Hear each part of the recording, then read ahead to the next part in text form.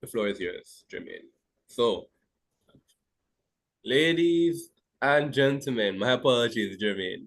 Ladies and gentlemen, welcome, welcome, welcome to the semi-finals of the MLCA's National Human Rights Debate Competition 2024. Yes, you heard right, the semi-finals. These two teams in front of us will be vying for that championship spot, at least, the very least, position in the finals. These two teams, San Diego High School and Herbert Markham Technical High School, would have fought their way rigorously, climbing up between round one, round two, quarterfinals, and are finally here at the semifinals facing off. Ladies and gentlemen, it is a pleasure to be with you to moderate today's proceedings. I am Ravon Thomas Matthews from JADE, the Jamaican Association for Debating and Empowerment, and I'm very, very happy to be here, very happy to be partnering again with the Ministry of Legal and Constitutional Affairs to bring forth this debate competition centered around national human rights. And all of this is leading up to the finals day, which will be on December 10th, where we celebrate National Human Rights Day. So, vying for a spot in that finals match, as I said earlier, San Diego and Herbert Marshall Technical High School, and they will be debating the motion. This house supports a woman's choice to adopt the tradwife lifestyle, even if it poses a challenge to achieving gender equality. This house supports a woman's choice to adopt the tradwife. Tradwife means traditional wife. That lifestyle, even if it poses a challenge to achieving greater gender equality. Very curious to learn more about this tradwife lifestyle and the arguments for and against, whether or not we should be supporting women's choice in this matter. Now, joining me on this panel is going to be three other wonderful individuals. We have founder and executive director, Mr. Jermaine Barrett, who will be the chair judge for this round.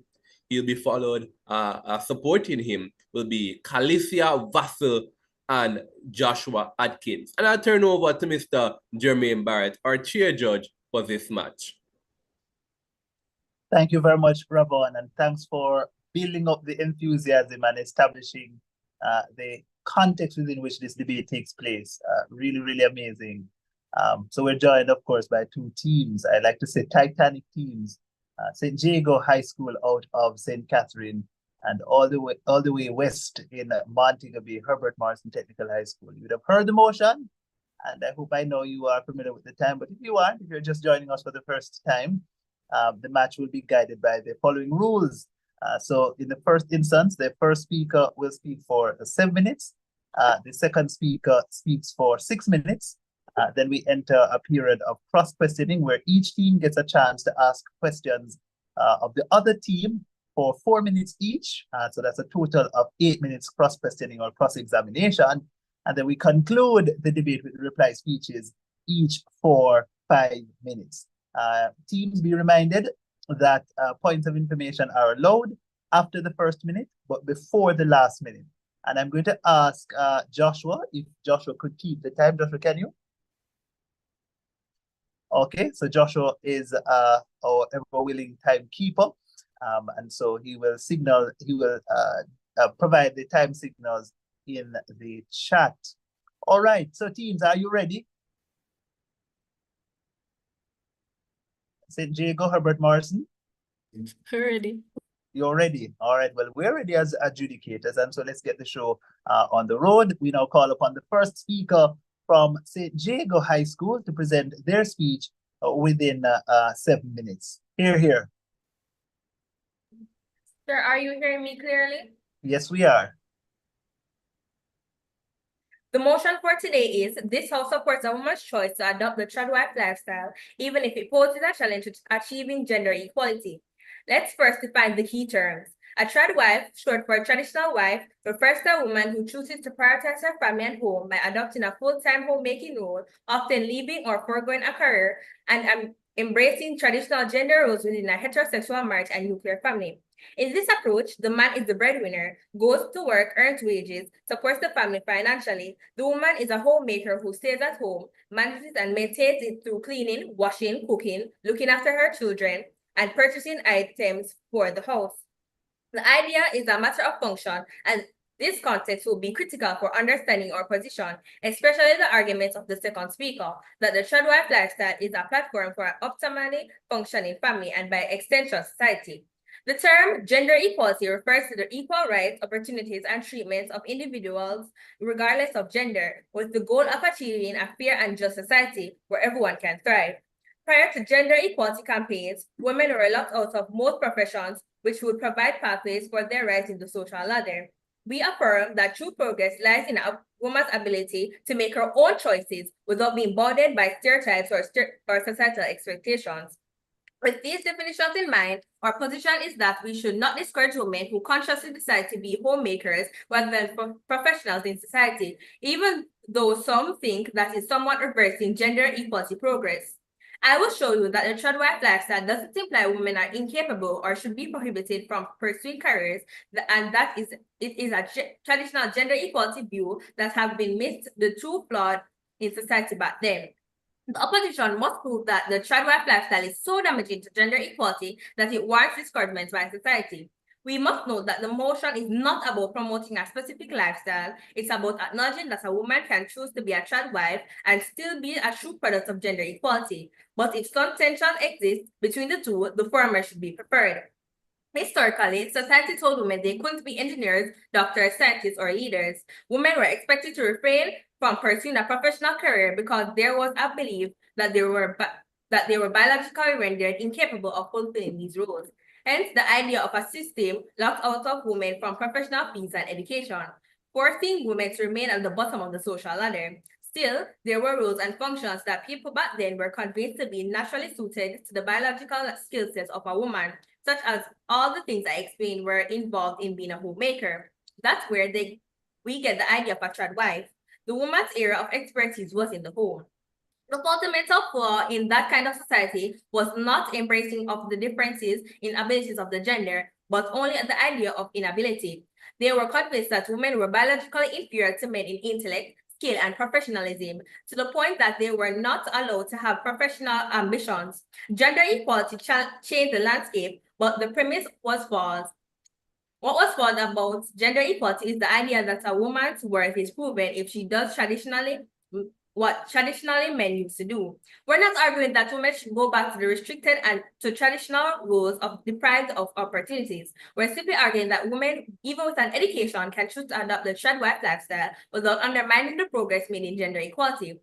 Even for the purpose of function, in reality, women are objectively better at homemaking tasks than men are, especially when it comes to the nurture of children from a psychological standpoint. The psychosomatic relationship that exists between a mother and her child cannot be duplicated by men. The child wife, in its truest form, embraces that to make a family functional. It's ideal for a woman to maximize that natural talent of theirs, while men complete other tasks. That is not the same as saying the wife cannot do things and that the resolution is welcome challenge to the faulty premise of gender equality. Progress with gender equality does not mean that every woman must be required to pursue a professional career to validate her worth. Some women, because it is the most functional option in their families, as my second speaker will show, may choose to stay at home, focus on family life, and still be highly educated and skilled individuals capable of working in any field. In those trades, consider Serena Williams, a well-renowned tennis champion with 23 Grand Slam titles in 2022. She announced her decision to step away from the professional tennis to focus on her family and personal life, particularly raising her daughter and exploring other interests. Her decision to prioritize her family did not diminish her achievements or abilities, but she made a decision that she felt was the ideal option for the nurture of her child and the bond in her family unit. So choosing a third wife lifestyle is not the same as submitting yourself to the whims of a system that says a woman is dumber than a man and therefore must remain in the home. No, that was the only way society used third wives, but it's not the essence of the lifestyle. More than anything, it is a woman's embracing that there's a void to be filled in her family, and adopting a traditional wife's life can adequately satisfy. We ought to not scare such a woman into any other lifestyle simply because of a misguided notion that she is somehow reducing herself to a second-class citizen in society. Her value and worth are not diminished by her choice to prioritize her family and home. Supporting a woman's choice to adopt the childlike lifestyle recognizes that women can be educated, capable, and empowered while prioritizing her family life. Contrary to the opposition's notion of gender equality, our world emphasizes true women autonomy and choice, not enforcing upon them a single definition of success. By respecting the child-derived choice, we acknowledge the diversity of paths women can take to feel personal fulfillment and impactful societal contribution. We praise these kind of women who challenge the idea that they can only be somebody if they abandon important roles they have at home in order to occupy the highest offices in society. One may ask, is it still appropriate to revert to a society where women's roles are defined primarily in the home, in a world that strives for gender equality? We answer by saying that the assumption that choosing a child life means that a woman's mating is not the case. If that is what gender equality asserts, then it is flawed and it does not truly empower women. Therefore, we firmly believe that supporting a woman's right to choose the child-wife lifestyle is a welcome challenge to the idea that their worth lies in the professional careers. Rather, it acknowledges the right of women to choose their own paths just as they can in any aspect of life. Thank you. Thank you very much for that speech, Madam Prime Minister. We now call upon the leader of the opposition from Herbert Morrison Technical High School to present their case. Hear, hear.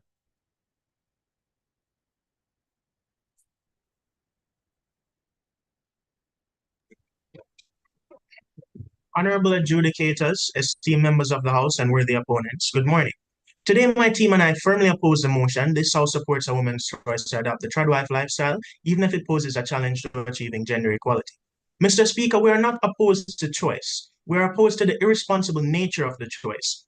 Of the negative consequences outweigh any benefits. Our opposition is built on the foundation that the child-wife lifestyle is not a harmless personal choice, but a regressive ideology that contradicts Jamaica's cultural identity, undermines gender equality, and imposes long-term harms on women and society. As the first speaker, I will define the terms to frame this debate, present our main arguments, highlight the ideological flaws of the tradwife movement, its incompatibility with Jamaican matrifocal society, and its economic and social harms. My teammates will delve deeper into the societal and psychological implications of this lifestyle, rebut the proposition's arguments, and further emphasize why endorsing such an ideology is detrimental.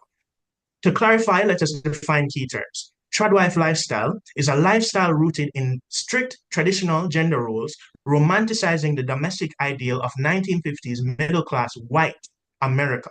It promotes dependency on a male breadwinner, discourages female independence, and aligns with far-right ideologies opposing feminist progress. The far right refers to a right-wing movement that rejects mainstream politics and utilizes online platforms to share provocative content, often expresses opposition to racial, religious, and gender equality. Gender equality is the equal access to rights, responsibilities, and opportunities for individuals of all gender. A housewife, which is different from a tradwife, is a married woman who stays at home and manages her family's home. This may include cooking, cleaning, caring for children, and other chores. A housewife may also be known as a homemaker or a stay-at-home mom. The proposition must demonstrate that endorsing this tradwife lifestyle is compatible with societal progress and gender equality, a burden we firmly believe they cannot meet. The central question of this debate is, should society endorse a lifestyle that reinforces regressive norms and threatens progress? Our position is clear. Endorsing the tradwife lifestyle is a step backwards, decline, undermining the principles of equality, autonomy, and empowerment. The tradwife lifestyle is not a neutral or organic choice. It's a carefully manufactured ideology with harmful implications. The movement emerged post-World War II as a backlash against women's increasing participation in the workforce. It was enforced through societal pressure, propaganda, and commercialism to push women back into domestic roles. Today, the tradwife movement is romanticized on social media platforms like TikTok and Pinterest, and often tied to far-right conservative politics. This ideology romanticizes 1950s middle-class America, a context completely foreign to Jamaica and Jamaican society, where women have historically played vital roles in sustaining families and communities. This is not simply a matter of personal preference. Decline. It's a political strategy to undermine feminist progress and reinforce patriarchal norms. Jamaican society fundamentally rejects the tradwife narrative, rooted in our unique cultural and historical experiences. During the pre-colonial and colonial times, Taino women were community leaders and economic contributors. The enslaved African women bore the dual burden of both labor and preserving family structures. The closest thing to a tradwife in the history of Jamaica is the plantation owner's wife, which outsourced domestic work and child rearing to enslaved women, a system far removed from Jamaica's matrifocal traditions. 33.5% of Jamaican households are headed by women, with even higher rates in urban areas. Women are not confined to domestic roles, but are economic pillars, educators, and leaders. The tradwife ideology contradicts Jamaica's legacy of strong, independent women who have continually defied social limitations. Point of information. Accepted. So you said that Jamaica's history has proven that strong independent women. So you're saying traditional wives are not strong independent women? No, that's not what we're saying. We're saying that Jamaica has a history of women working, and it has never at any point in Jamaican history been a tradwife society. It has never existed in the cultural context of Jamaica. It's a foreign import through social media. 33 point, the tradwife ideology contradicts, adopting the tradwife lifestyle creates systemic vulnerabilities such as economic dependency.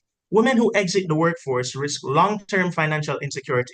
According to the World Bank, globally, women earn only 77 cents for every dollar earned by men. Removing women from the labor force exacerbates this disparity. Normalizing traditional gender roles limits the opportunities of future generations and perpetuates stereotypes that devalue women's intellectual and professional capabilities. Jamaica's economy and society cannot thrive while sidelining women, who comprise 45.7% of the labor force and 63% of our university graduates. The tradwife ideology imposes psychological constraints that ripple through generations, restricts women's potential for self-actualization, and frames them primarily as homemakers. It teaches children outdated gender roles, limiting their ability to envision diverse futures for themselves. This is not merely a choice of lifestyle. It's a narrative that erodes self-worth and reinforces systematic inequality.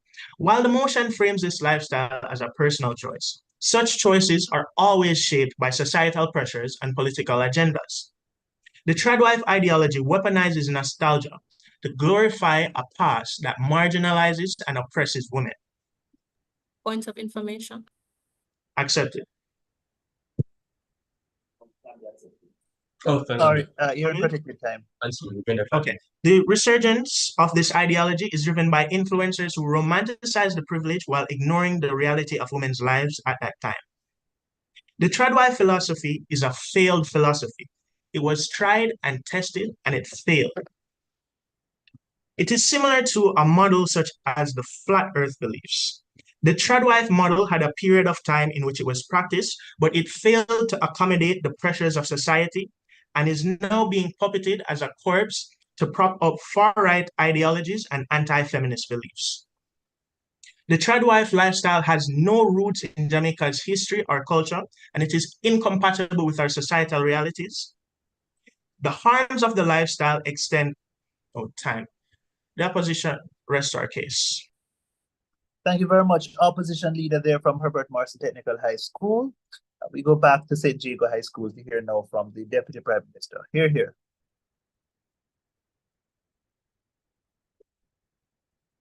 Are you hearing me clearly? Yes. Okay. Mr. Speaker, the first prop has so far shown that the tradwife life is not inherently against the ideas of gender equality, especially since we're discussing it being the conscious decision of a woman, and since the traditional notions of gender equality are about dispelling the idea that women are by nature incapable and therefore denied access to certain opportunities. Our burden also includes accepting, though, that even if some tension exists between the two ideas, that the trad life is more to be desired. I'll do that by arguing that it is an honorable path to an optimal family unit, and it is extremely valuable to society as it addresses grave ills resulting from gender equality equality successes. The first opposition speaker labeled the tradwife choice as irresponsible and romanticizing forceful subservience to men. Firstly, in no way can undertaking all the arduous tasks associated with homemaking and childbearing be plausibly labeled as irresponsible. And he later conceded that the tradwives are strong and capable women. So which is it? The motion states that this is a choice. So where is the force that you speak of? He also claimed that the lifestyle is merely a result of societal trends on TikTok and so on and so forth. But wasn't the rise of women in professional careers also the result of he also claimed that the lifestyle is as a result of societal trends and social media apps. However, women entering professional careers and living professional lifestyles was also the result of more women increasingly entering the professional field. So it was also a changing social trend. The tradwife lifestyle fosters a stable family environment by prioritizing homemaking and family life and creating a nurturing space where both parents can contribute to raising well-rounded children. Experts such as Dr. James Dobson, a psychologist specializing in family dynamics, emphasize the importance of the family unit as the cornerstone of societal health. Per the Institute for Family Studies, children raised in these households are more likely to succeed in school, perform better academically, and experience fewer behaviors. Point of information. Not accepted. These children are also more likely to graduate from college and enjoy upward mobility, suggesting that the structure of the family plays a significant role in shaping their future opportunities. The role of a tradwife is of immense value, as it is she who creates structure, provides the most emotional support, and ultimately cares for her children. The kind of security and consistency allows for the father to fulfill his role of providing financial stability. These are essential elements in creating emotionally secure, well-adjusted adults who are ready to face the world. These children are likely to grow up to contribute positively to society, thus creating a stronger, more resilient community. Raising children, managing the household, and providing emotional support are vital contributions that deserve the respect and recognition that the opposition wishes to strip away from women. Jamaica, like many other countries, has made significant strides in gender equality. Women now hold prominent roles in all areas of the workforce. The country boasts one of the highest rates of female participation in tertiary education, and women are increasingly represented in leadership positions. Consistent with this progress, however, is a society suffering from new and worsened social challenges, some of which may be intended consequences of the societal changes that come with gender equality. Issues such as domestic violence, crime, and the erosion of traditional family values have become prevalent, suggesting that economic independence through gender equality cannot resolve societal ills. The erosion of the tradwife lifestyle may have contributed to some of the pressing social issues in Point of Jamaica. information. Not accepted. A poignant example is the recent viral case involving the rape of a 13-year-old girl by male high school students. This tragedy highlights the potential consequences of broken or unstable home environments. Back in the tradwife era, these kinds of news stories did not exist. Had they been raised in homes with consistent parental oversight, especially from a dedicated caregiver such as the tradwife, as was the case in the Jamaica of the early 18th and 19th centuries, they might have been engaged in productive after-school activities instead of causing such grave harm. A tradwife raises her children in a stable, nurturing household that shapes moral behavior and prevents certain atrocities. Gender equality cannot take all the blame, but the facts are that the average wife in today's society, empowered by the notions of gender equality, are too preoccupied with moving themselves up the social ladder, holding down a job, competing for the highest roles in the workplace, achieving a 4.0 GPA, getting to work on time, etc., to even be at home to receive their minors when school ends, to make sure they don't go on the corners and reason with dons, to even know that tomorrow's report day at school, to even remember, like the tragic case not so long ago involving a policewoman, that the child is in the back of the car, resulting in the infant's death. The tradwife lifestyle accepted. You're saying that Okay. women are to blame in terms of the single family homes, but did you know that it's really the absentee fathers not being present where the propensity of this thing So happens? we Because did not there's contend there's an article that says that 11 times more likely. We did not contend that women are to blame for the single family household. So that is completely a lie. Single parent households are, yeah. So the tradwife lifestyle accepts the complexities associated with a household and promotes cohesion as different members fulfill, fostering an optimal family structure, a reality that gender equality naturally makes difficult to achieve since there's often the conflict of we're both working, so why don't you do it? A family where each member knows and fulfills a specific role can lead to harmony that reduces that conflict. Children raised in such environments may benefit from consistent parental attention, which fosters emotional security and strong moral foundations. The Institute for Family Studies also posits that having a role model, the mother, who provides consistent discipline, affection, and care promotes important personal and communal values that keep society cohesive. While children will eventually make their own life choices, the fundamental values instilled through observing their parents' commitment to their roles are crucial in forming a healthy foundation for their own future decisions. Therefore, it is important to note that choosing the tradwife lifestyle is an exercise in personal agency, as it yields great rewards for the family and society as a whole. It does not translate to a denouncement of women's capabilities by society. The tradwife lifestyle is not inherently in opposition to gender equality if it is chosen freely. It offers women the opportunity to prioritize family without being devalued or marginalized. By embracing the tradwife lifestyle as a valid and honorable choice, Jamaica can reap the benefits of stronger family cohesion, social skills, and a All right, holistic that's time. Thank you very much. Thank you very much, social Deputy Prime challenges. Minister, Thank for you. that speech. Indeed. Thank you. We go again to the opposition team, Herbert Marcy Technical High School, to hear now from their Deputy Speaker. Here. Just to rebut a few things. From the first speaker, I heard they spoke about Serena Williams and she's now a traditional wife. But that's not true. A traditional wife inherently does not earn any income of any sort. So when it comes to Serena Williams, she's not a child wife because she's an economical magnet. She's probably the breadwinner of her family. And she's also a mother and a wife. So you can't divorce a woman from being a mother and a wife and a careers woman. That's an injurious and dangerous thought to have or to even promote in the first place. Now, adjudicators, members of the audience, and my worthy yet misguided opponents, good morning. Today we stand at the crossroads where we, the opposition, stand firmly against the motion that this House supports a woman's choice to adopt the child-wife lifestyle, even if it poses a challenge to achieving gender equality. As second speaker, I'll be going through why and how the child-wife lifestyle has societal implications that go against the Jamaican status quo, and also the fact that child-wife lifestyle hinders a woman's economic independence. Mr. Speaker, our society is complex and deeply interwoven with the different cultures, ideologies, and views. But in this matter of adopting the child-wife lifestyle, it goes much deeper than that. Mr. Speaker, women in the 21st century are worlds ahead of those in the 1950s and the 60s. At that time, being a child wife was the order of the day. It was a societal norm, not by choice, but by necessity. And to go deeper than that, it could only be afforded by the wealthy. Mr. Speaker, the only time in Jamaican history that being a child wife was even possible and not accepted and popular in society was in the days of slavery, where the sons of elite plantation caregivers were sent to Britain to earn an education, whilst the girls were left behind and expected to marry rich, raise a family, be uneducated, and not earn an income.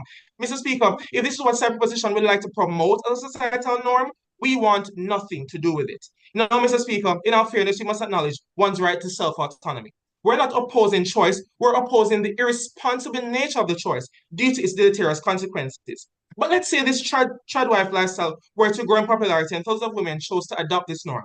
We would see mass erosion of some of our vital aspects and values that women offer within our society. Because the truth is, individual choices have societal impacts. Mr. Speaker, let's imagine the child-wife lifestyle becomes a societal ideal. Women ditch the workplace and their career aspirations and settle for a subservient lifestyle, spending 24/7 at home, cooking, cleaning, and serving their husband and children with no external income to help cover any financial burdens in the household. As a result, her daughter sees the same thing and grows up to do the same thing. What are the implications of this, you may ask? Well, their daughters will be disenfranchised complete with the idea that pursuing a career, a leadership position, or pursuing a non-traditional field like STEM will without a doubt illegitimize a woman's value in the workplace. Leading to lesser wages, it will reinforce patriarchal structures that dominate the public and professional environment, and at this time, dictates that a man and only a man should lead these spaces, make laws, dictate rights and principles, and hold the majority of the wealth. I'll take your POI quickly. You said that Serena Williams, the point of Serena Williams, she gave up her career to choose to be a child wife. Does not match our definition. No, it doesn't match your definition. That's why I brought it up, because you're deviating from tradition in that case, because she will be making money. All right, so I'll continue. Now, opponents, This will only cripple our society and swiftly revert all efforts to gender equality within our societal spaces, which is contrary to our status quo. Mr. Speaker, this traditional wife lifestyle will not fly in our modern Jamaican society. In fact, a 2020 Jamaica Gleaner article states exactly why. The article quotes that women are entering the formal job market at nearly twice the pace of men. According to the latest Statistical Institute of Jamaica data report, the article also posted that although men do outnumber women in the workforce, the gap continues to close at a rapid pace. Mr. Speaker, this is our status quo. Women are hungry to take on the labor force. They're pursuing higher education and working their way up the corporate ladder. The gap of gender equality in the workplace is inches away from equilibrium. But here comes side proposition with their grand plan to destroy it all with their child wife lifestyle, unaccepted. The Jamaican status quo has no space for traditional wife lifestyle because our growing economies need working and entrepreneurial women to keep it afloat. Financial independence must be attained and idealized, and gender equality must be protected. Mr. Speaker, to my final point, how the traditional wife lifestyle hinders the woman's economic independence. Wives, by definition, conform to traditional gender roles and do not earn any income outside the home. They instead depend solely on their husband to provide financially. Say the traditional wife having no formal or higher education and no prospects in the job market were to be suddenly bereaved with the loss of her husband. Who was the breadwinner of the household? What is the widow left to do? Faced with bills she has never had to be concerned with in a house she cannot sustain financially and children she cannot support. Or even if the husband were to be injured on the job and cannot work, lose his job or simply leave his family, what happens then? Because not everyone has insurance or any other financial security to support themselves in such eventualities. So just imagine what would happen to that mother and her children in those cases. That, Mr. Speaker, are prime examples of the lack, non-accepted at this time, of the lack of financial security, such as security as a consequence of being a child wife. The traditional wife lifestyle and its inherent economic dependency on their partner leave women vulnerable to abuse and exploitation. Women who depend on their husbands for economic support are oftentimes the victims of economic abuse because women who sometimes deal with physical abuse are also persons who deal with financial leverage being used in a relationship against them. Because women who have an abusive partner who support them financially are less likely to leave their partner because they depend so much on that financial support that they need to survive. Mr. Speaker, in closing, the child wife lifestyle only promotes an imbalanced household, unrealistic societal aspirations, and an oppressive narrative for women who aspire to be more than just a homemaker. Women who want to do it all and be a wife, mother, and career woman as well. To not be pressured by an imposed norm of being an idealistic traditional wife, but instead to be a modern, progressive woman. The side opposition rests momentarily. Thank you very much, second opposition speaker. At this time, we enter our exciting cross-examination question. We invite the opposition team, that's Herbert Marson Technical High School, to ask a series of questions of St. Jago High School in proposition. Please be reminded that your questions are limited to 20 seconds and your responses 45 seconds. With 4 minutes on the clock, you may begin, Herbert Marson.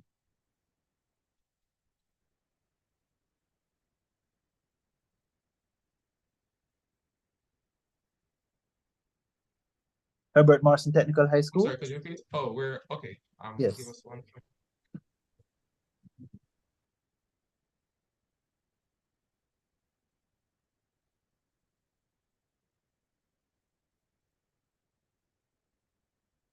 You may proceed with your first question, Herbert Marson. Oh, okay. All right. So it's the first question. Does the normalization of the child wife lifestyle choices implicitly suggest that women who work or pursue careers are less ideal? Please repeat the question. We're saying that doesn't the normalization of the child wife lifestyle choices implicitly suggest that women who work or pursue careers are less ideal?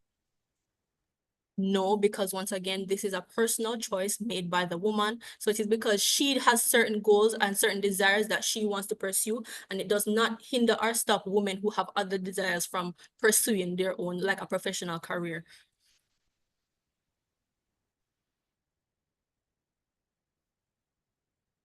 You label it as a social issue, but is it not contingent on the economic volatility of families and the need to rectify that?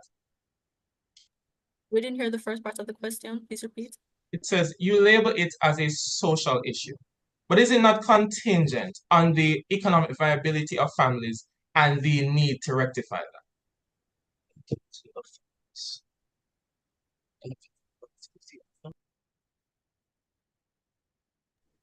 We're not saying being a trad wife is a financial plan for women. We're saying that women have the rights and responsibilities to weigh the pros and cons of their marriage, and both parties of a marriage are consenting to allowing the wife to be a traditional. So this means that the husband consented to being the breadwinner in the family. So it cannot be that he is the woman's financial plan. He chose to do this as well.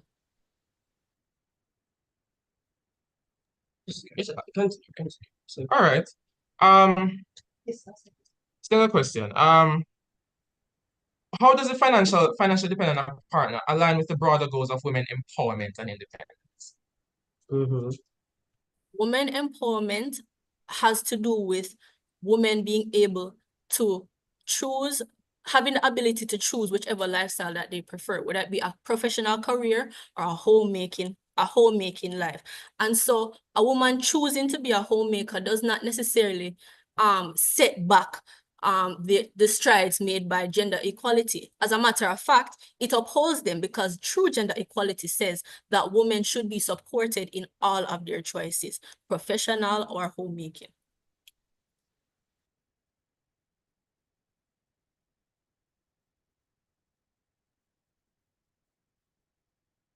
What you're doing, my first speaker had given the definition of what a housewife is versus a trad wife.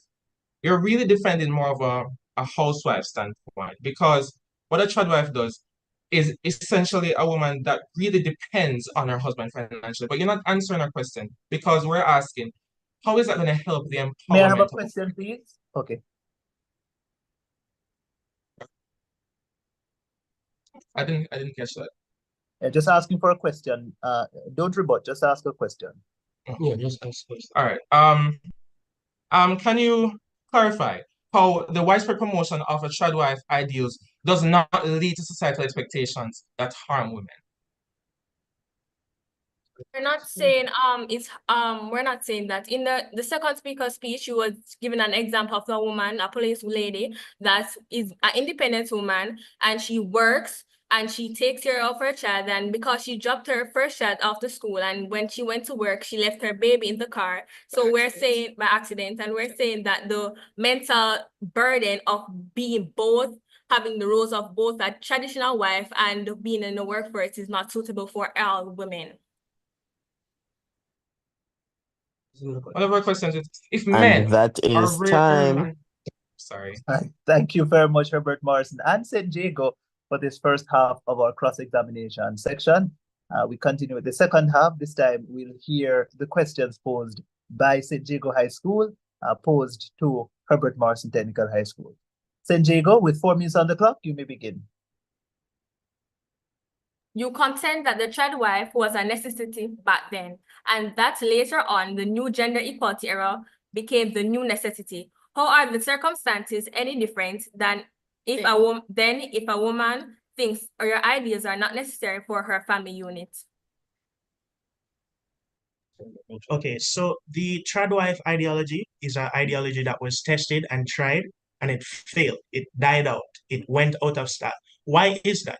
That is because of the economic realities of that time and the economic realities of this time. And the truth is that economic realities shape societal expectations and societal norms. So it cannot be expected that in this economy, a trad wife lifestyle can be sustained on any type of scale.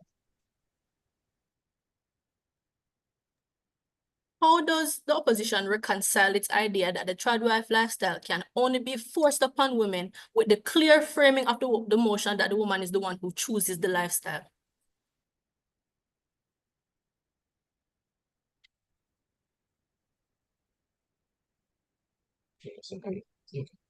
Okay, can you repeat that question, please?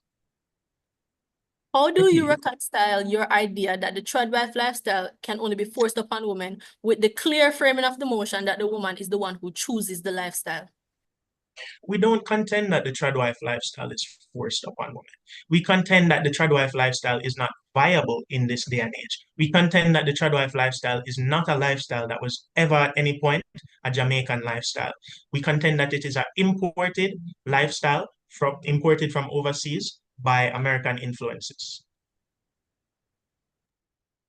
Why is it inconceivable that a woman can be comfortable with performing functions characteristic of a tradwife life without necessarily submitting to the idea that that is her only worth in society?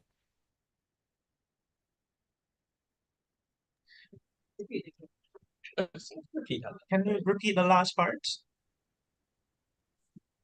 So why is it inconceivable that a woman can be comfortable with performing functions characteristic of a tradwife life without necessarily submitting to the idea that it is her only worth in society?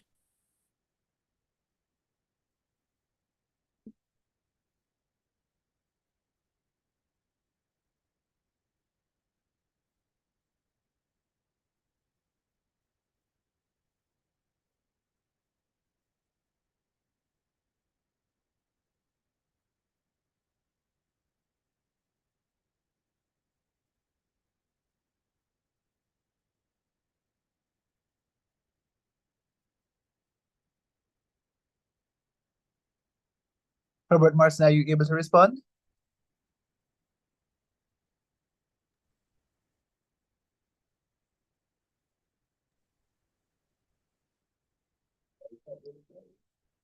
Seems Herbert like there's Martin? connection Or issues. they may have They dropped off. out. All right, let's give them a few minutes to rejoin.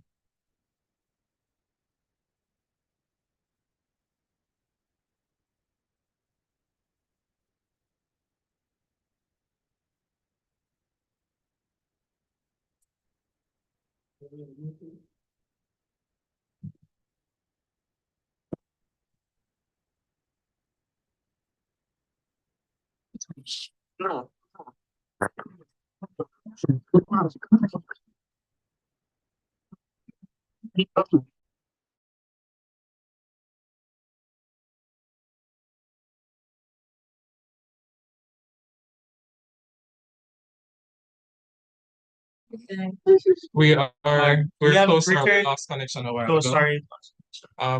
Do we still get back our time? Can we continue?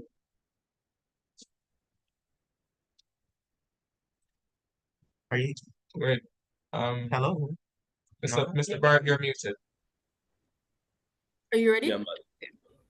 So Yeah. in what Jermaine, you way? are correct. Hold on. Jermaine, you're currently muted. Oh. All right. So Jermaine's going to unmute and then ask Chair Judge provide you with further instructions. Give him just a sec.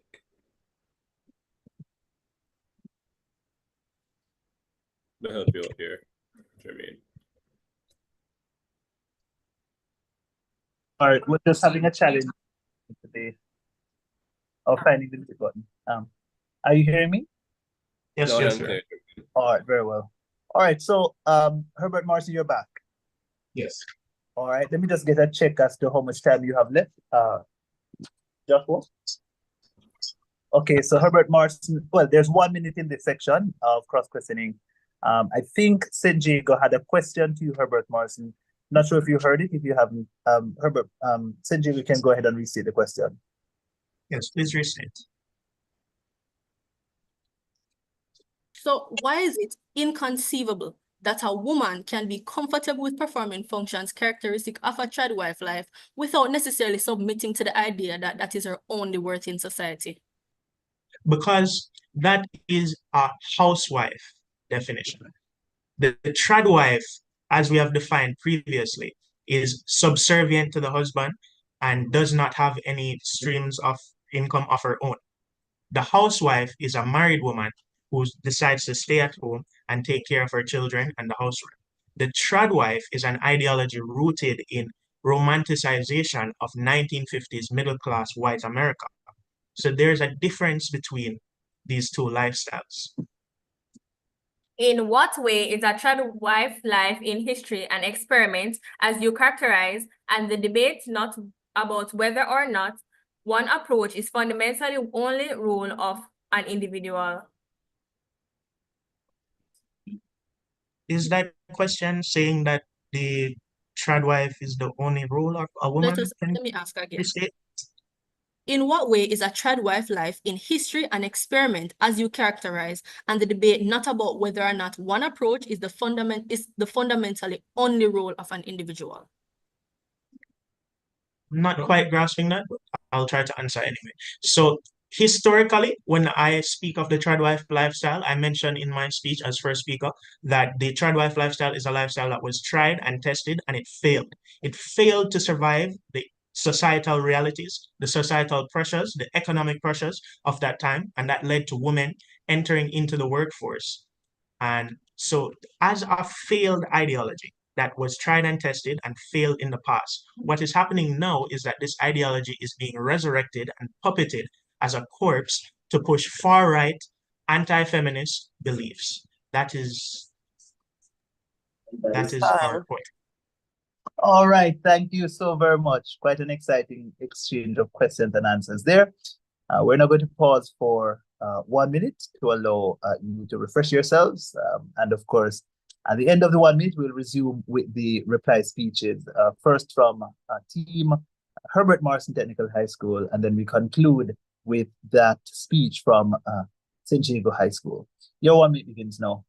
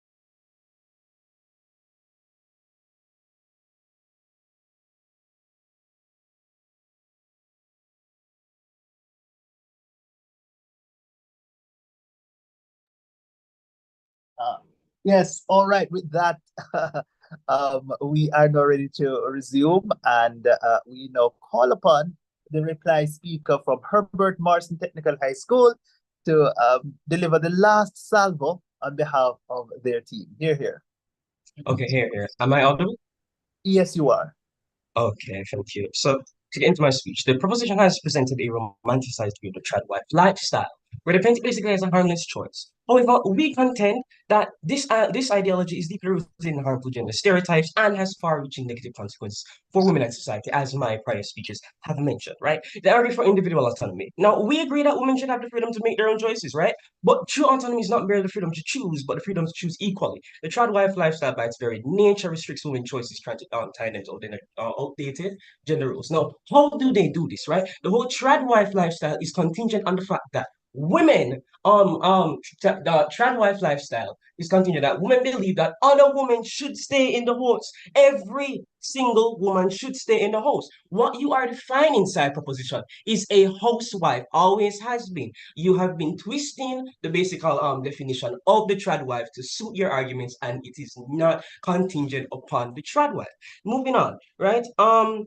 So what have we told you? We have told you that it has perpetuated gender inequality, right? It reinforces the traditional gender roles, limiting the women's opportunities and restricting their ability to contribute to society. This is substantiated by a 2022 study by the United Nations, found that countries have with higher rates of gender equality have lower rates of poverty and inequality. We are also told you that it undermines societal progress. It threatens the progress made by women's rights and gender equality, potentially leading back, not even potentially, it does lead ultimately will lead back to a roadmap of hard-won freedoms. So, for example, in some countries, mainly the Middle East, where conservative ideologies have gained power, women's rights have been eroded, leading to increased restrictions on education, employment, and reproductive health. If you want a closest example to the trad wife side proposition, turn your eyes to the Middle East, and you tell me as an on-side opposition how that is working out. Because the trad wife is not viable in this economic state.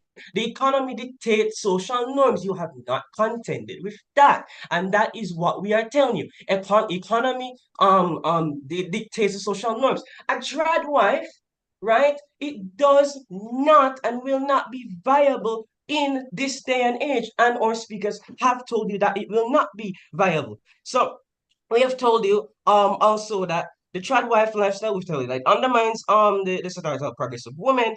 We have and we are also telling you that corely that there cannot be change if tradition is not compromised. So the bare motion that we are suggesting equality and we are suggesting tradition, there's a juxtaposition between those two things. You can't have change with tradition, right? It's something that cannot happen. There is no tradition of equality, not in the name. So why do you think that women have been fighting their entire lives for equality? That is not something that we can simply say happens. Now, we are not opposed to choice, but we are saying that it is in no way a responsible choice, because this choice does affect third parties. The real cause of the moral breakdown is not the absence of the mother, as proposition is propagating. It is because the absentee father, as quoted by Minister of National Security, Honorable Peter Ponti. The impact of paternal deprivation is very serious. So it has shown that a child without a father is 11 times more likely to display violent behavior, 10 times more likely to end up in prison, and twice as likely to drop out of school. Because the reality is, Mr. Speaker,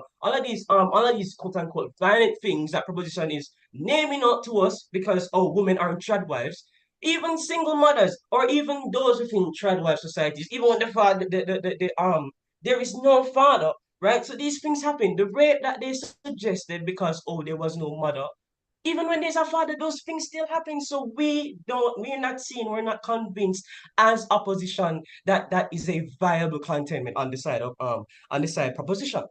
Right? So these are the things that we have listed, and we have characterized them, we have mechanized it, we have stated the status quo. You have not contended with our status quo, and we're telling you once again before we end that it is the economy that dictates the social norms. Right? That is it. And with that, we have won this debate. And so the opposition rests. The opposition rests. Thank you very much, reply speaker from Team Opposition representing Herbert Morrison, doing a fine job there. We now call upon the reply speaker from the proposition side, representing St. Jago High School, to do likewise. Hear, hear. Mr. Speaker, the major clash in today's debate lies in whether or not a woman is tied to her role in society, be it in homemaking or professional career. Here is our stance. Today, oftentimes, women balance careers and domestic responsibilities in the name of gender equality. However, this dual burden is tiresome and leads to unintended social ills, and so women may instead wish to embrace a trad wife lifestyle. The opposition labels this choice as regressive and wrongfully so. We support women's right to choose the trad wife lifestyle without stigma or societal judgment, as this lifestyle provides for a more optimal and functional family unit based on the biological predispositions of men and women. We recognize it as a valid form of self-expression and fulfillment. Supporting this choice promotes true gender equality by affirming women's autonomy in defining their roles. It empowers women to prioritize personal goals over societal expectations and contributes immense societal value regarding the prevalent societal ills birthed from gender equality. In the long term, supporting this choice fosters mutual respect for all choices, rather than homogenizing women's experiences under a single vision of progress. On the other hand, the opposition says that the fight for gender equality has been long and arduous and focused on dismantling systematic barriers that perpetuate patriarchal norms. They say the trad wife lifestyle is rooted in traditional gender roles, symbolizes and reinforces these norms, and romanticizes women's subservience in a male-dominated household. Ultimately, they claim to be safeguarding the collective progress of their flawed concept of gender equality by discouraging women from choosing to live a trad wife lifestyle. This is not so. The first prop especially pressed this notion. However, we contend that in reality, women are objectively better at homemaking tasks than men are, especially when it comes to nurturing of children from a psychological standpoint. The psychosomatic relationship that exists between a mother and her child cannot be duplicated by men. The opposition stated that absentee fathers just read it as it is. All right, so opposition. Absentee fathers was still an issue when women could not work. The issue today is that both parents are in a way absent because no one is at home watching the kids. Second up, comparing the unfavorable history of the child wife lifestyle to women now choosing to live this lifestyle doesn't make sense because the strides taken and accomplished by gender equality support women in choosing whether professional careers or homemaking responsibilities. I say this to say, your definition of gender equality is not as progressive as you think, because it is simply replacing one expectation, women should stay home, with another, women should be at work. You keep ascertaining that the trad life was tested and failed and has gone out of style. This is simply not true. It was never an experiment. It was predicated on the assumption that their roles needed to be fulfilled in society and that women were better at homemaking roles. The flaw in this idea, however, is that women were incapable of anything else. And in our world, each woman is entitled to make choices that benefit her and suit her own desires, homemaking and or otherwise. She is unburdened by this imaginary problem you keep citing, that her choice automatically rolls back the hands of time and sets women back at square one. The trad wife, as we have continuously argued, is an essential position that has its place in society. Thank you. Brilliant. Thank you very much for that speech, and thanks for concluding the debate. At this time, we as adjudicators, we will leave to deliberate, weigh the arguments, and when we return, we'll come with the analysis as to our results and, as of course, the results. We'll be back shortly. In the meantime, chat with each other, interact with each other, and of course, be friends.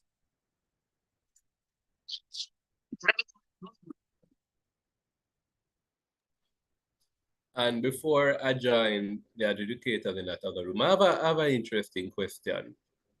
So what we saw here is an all-women team debating in support of a woman choosing to be a trad wife, and an all-male team debating that no, women should not. We don't support that choice. How was that experience prepping and actually debating? Well, for me personally,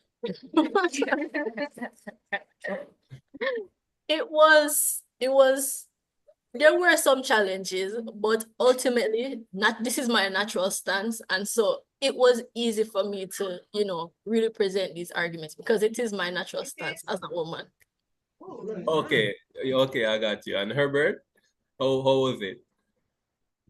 It was interesting. Yeah, very interesting. It was interesting. Coming up with some points and really trying to narrow down some really solid points to bring as a position.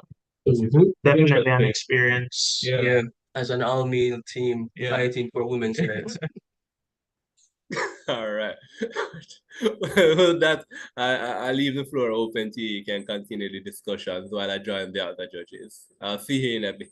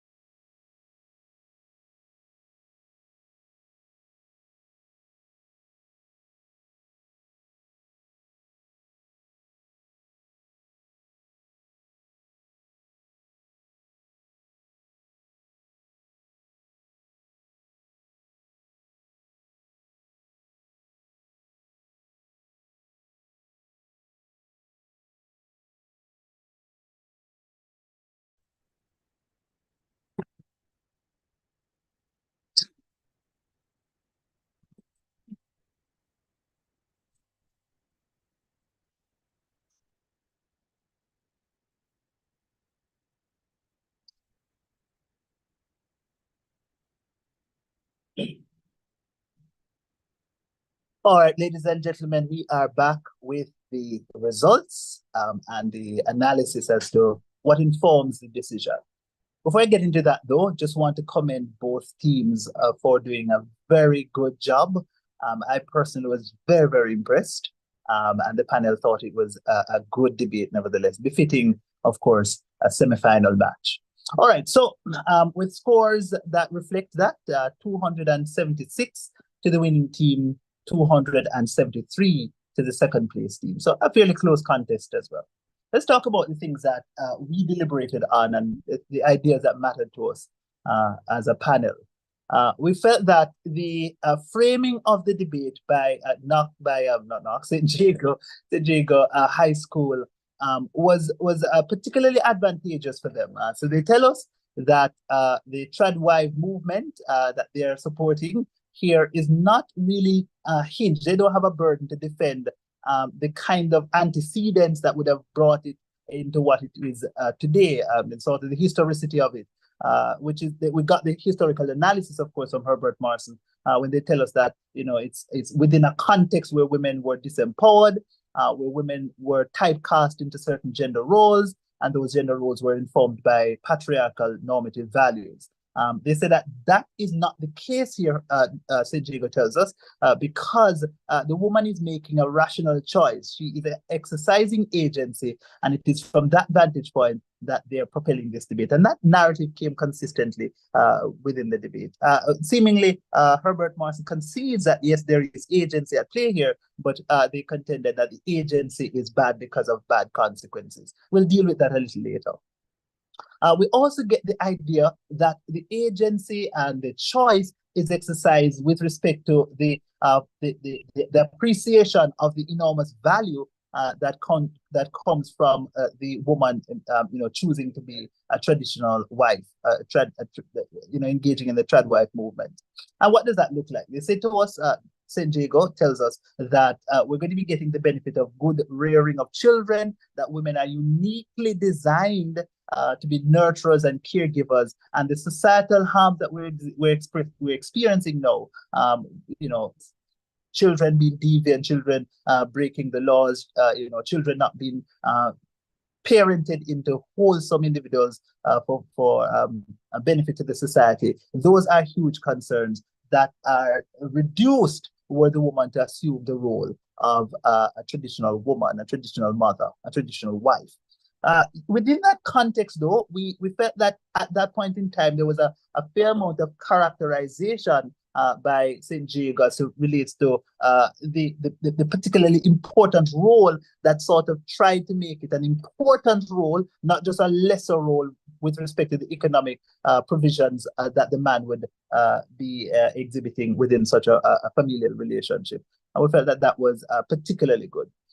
We also felt that shifting the debate to another layer of analysis, the whole broad social domain, we got fairly robust engagement on the idea of the social harms and benefits therefrom.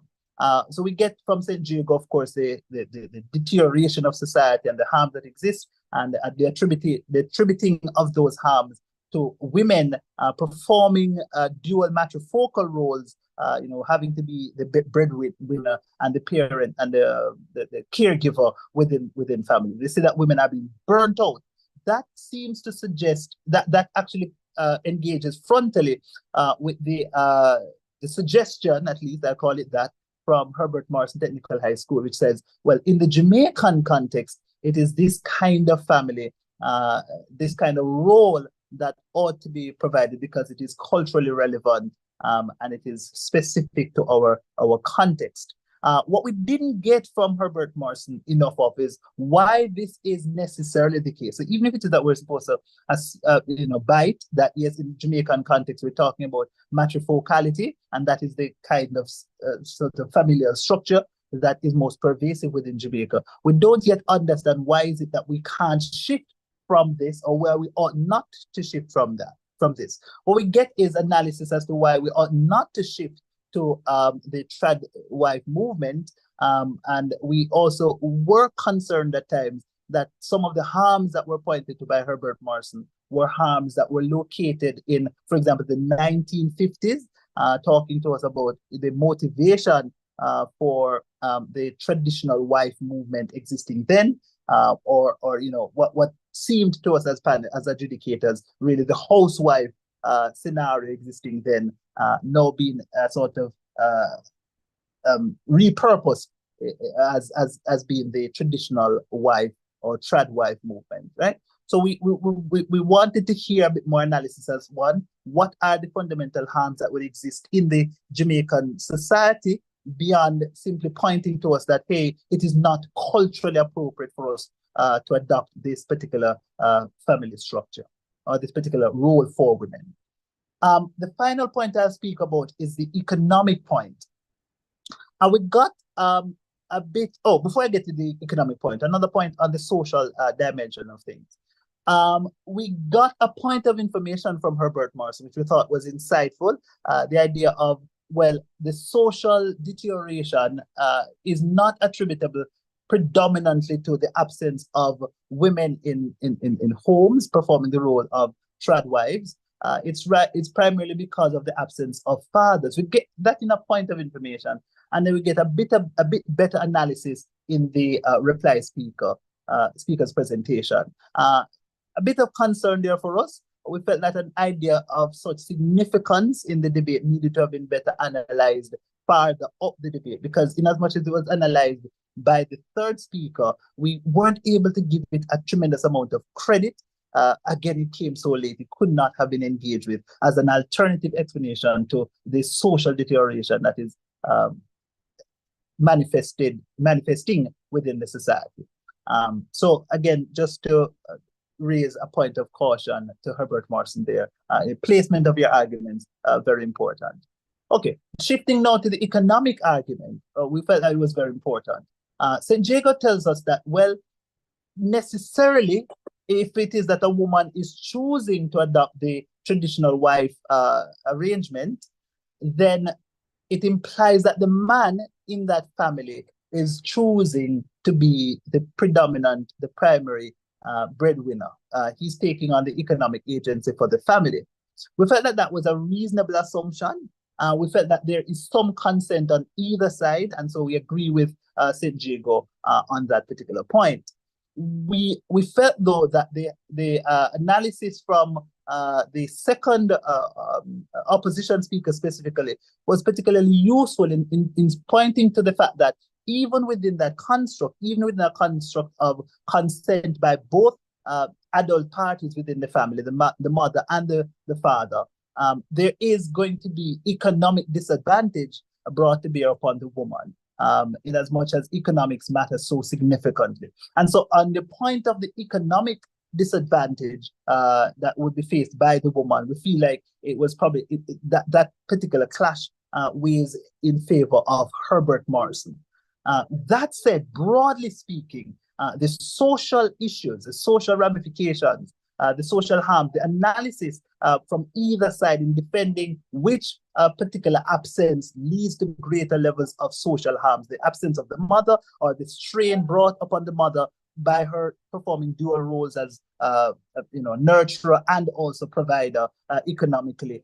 We felt that that particular argument was sufficiently won by St. Jago. And so, ladies and gentlemen, with point disparities not very significant, 276 to 273 points, the winner of this first semifinals match in the MLCA, that's Ministry of Legal and Constitutional Affairs, Human Rights High Schools debate competition is St. Jago High School.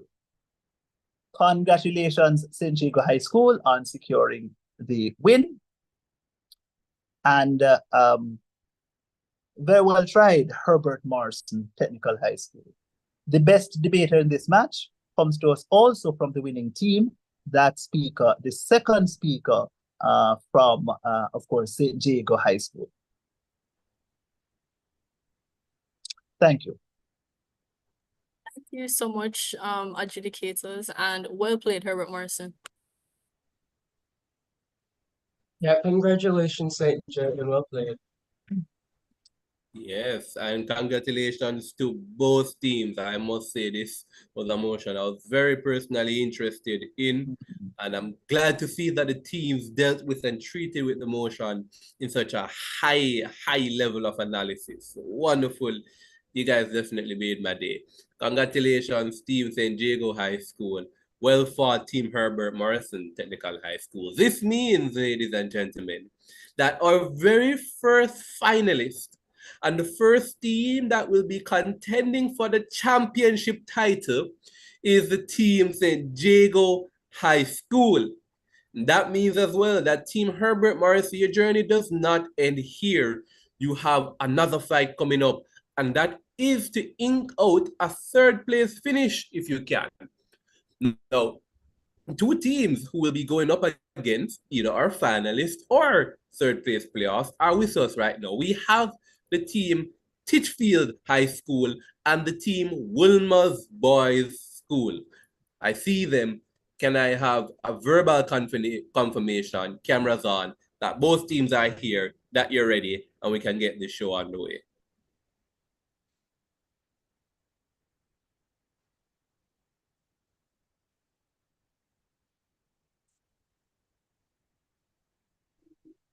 Calling for Wilmer's Boys School and Titchfield High School. Sorry about that. Wilmer's voice is in fact here. Wonderful. I see you, Wilmer's Boys. Wilmer's Boys, your camera angle seems to be tilted. If you can just straighten it a little bit, that would be wonderful. All right. And I see Titchfield, you hopped off and hopped back on. I'm asking you, Titchfield High School, to let us see you.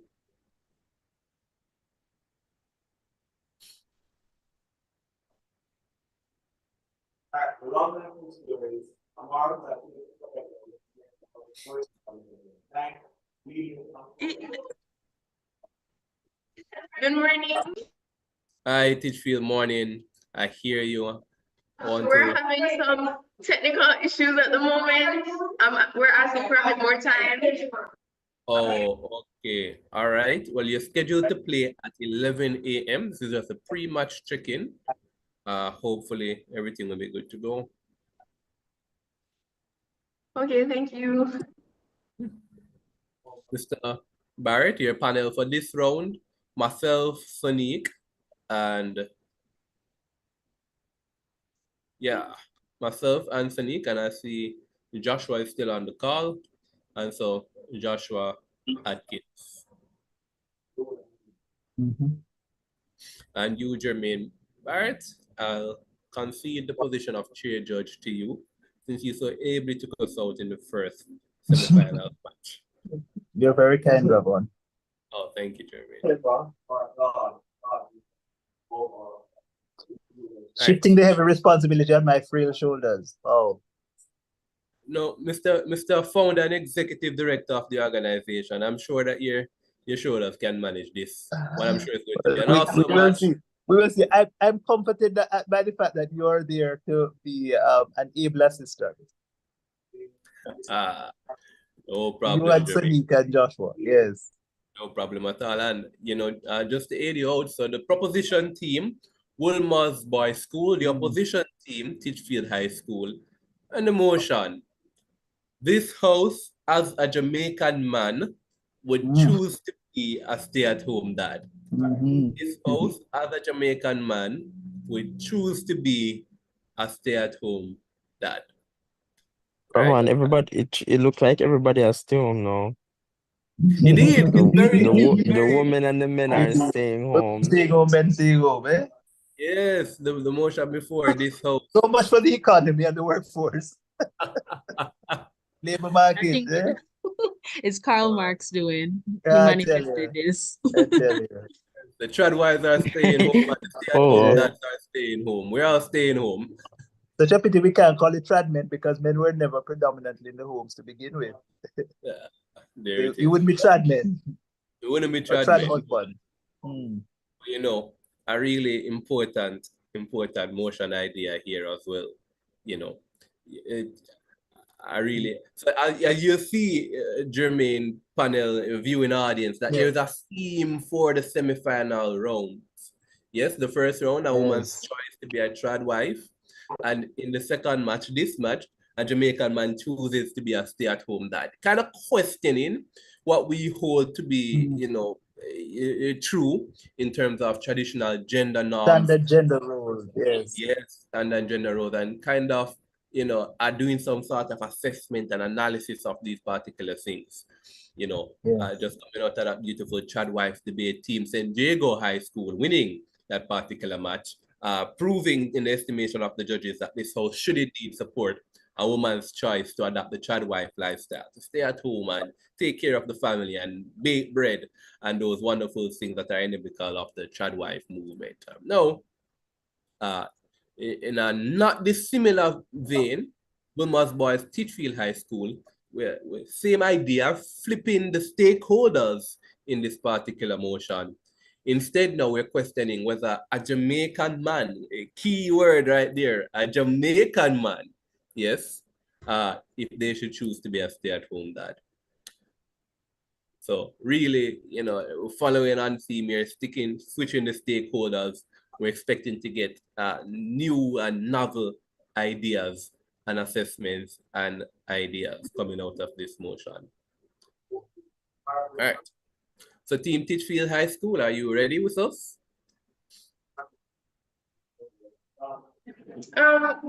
Unfortunately, sir, at the moment we're not. We're having like a lot of issues concerning technical issues and some accessibility to Wi-Fi.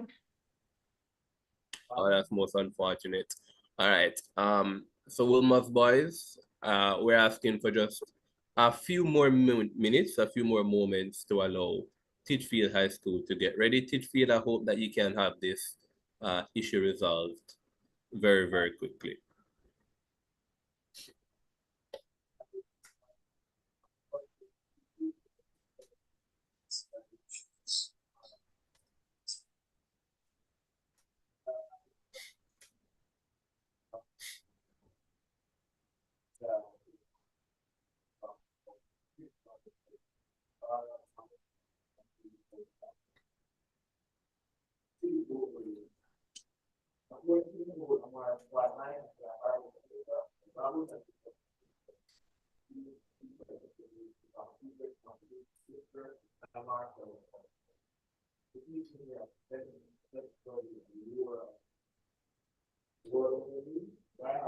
You know, interested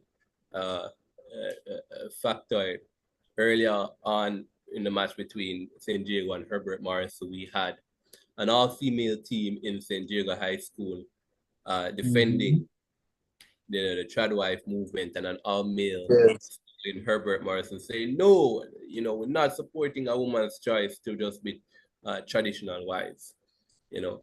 And very interestingly, in this match, we have Women's Boys School, an all-boys school, therefore an all-boys team, going up against Titchfield High School, who has, if I remember correctly, an all-female squad. And so here we have it again, Women's Boys School saying, yes, I would be a stay-at-home dad. We have the men defending the idea that they would be stay-at-home fathers.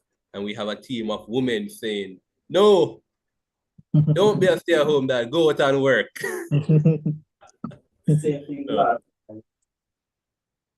I'm sure that it's going to be another fun one.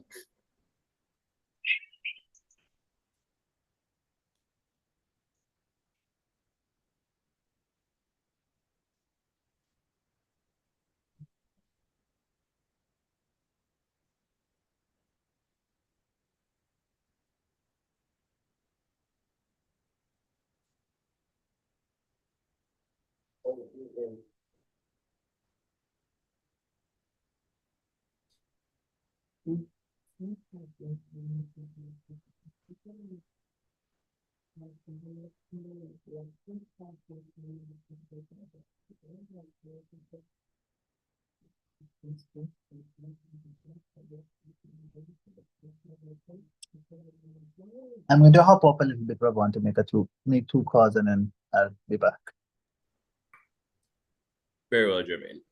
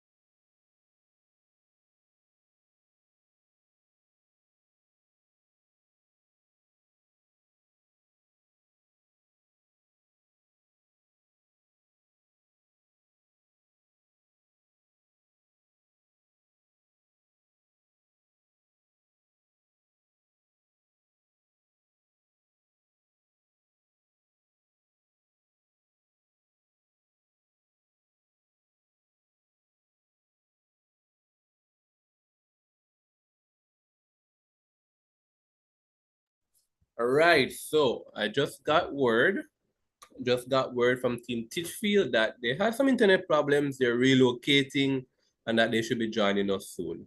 So I crave your patience just a little bit more, Wilma's boys. Yeah, no problem, no problem.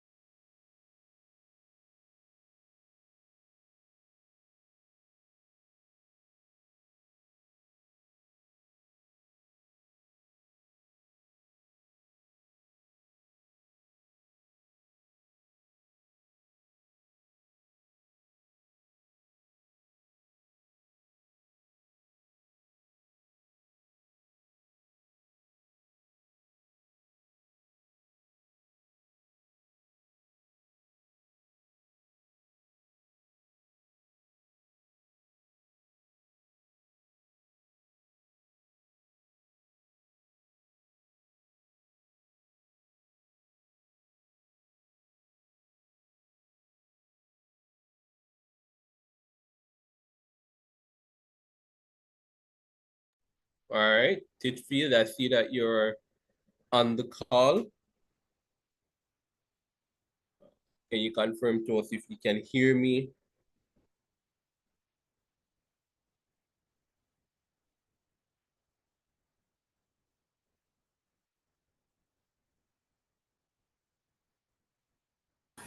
We can hear you.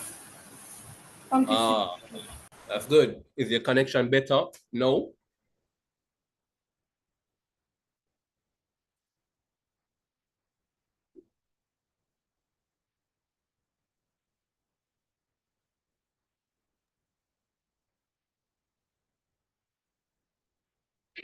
Sir, could you please repeat your question?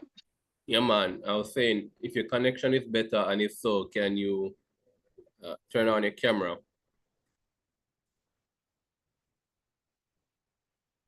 Yes, sir, we can turn on our camera. Okay, well, if you can turn on your camera and your connection is good, that means that we are ready to get the show on the road. So let's go right ahead.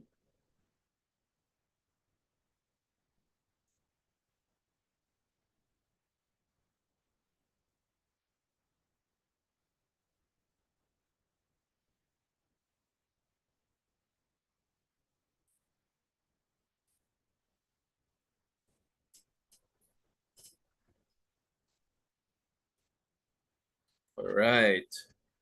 Wonderful.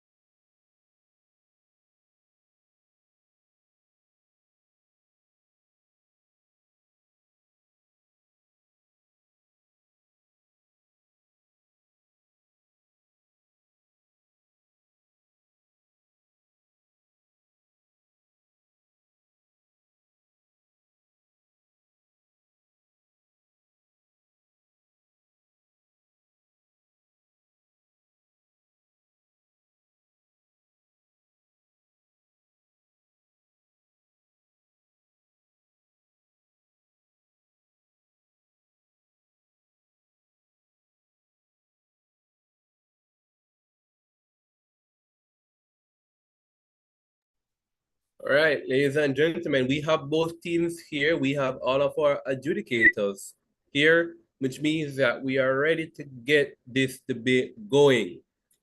Welcome back. Welcome back. We are at the second semifinals match in the Ministry of Legal and Constitutional Affairs National Human Rights Debate Competition 2024. Earlier, we saw St. Jago High School going up against Herbert Morrison Technical High School. St. Jago inking out a win with a 3-point difference, securing that first spot in the grand finals of this competition, meaning that, of course, Herbert Morrison will be vying to take a third place finish. Now, we have two teams who are, amazing debating teams in their own right, and they will be fighting to see if they will be joining St. Diego in that finals match, or if they're unfortunate in this bout, if they will be joining Herbert Morrison in playing off for a third place finish. Deems Wilma's Boys School and Titchfield High School. And they will be debating the motion, this house, as a Jamaican man, would choose to be a stay-at-home dad.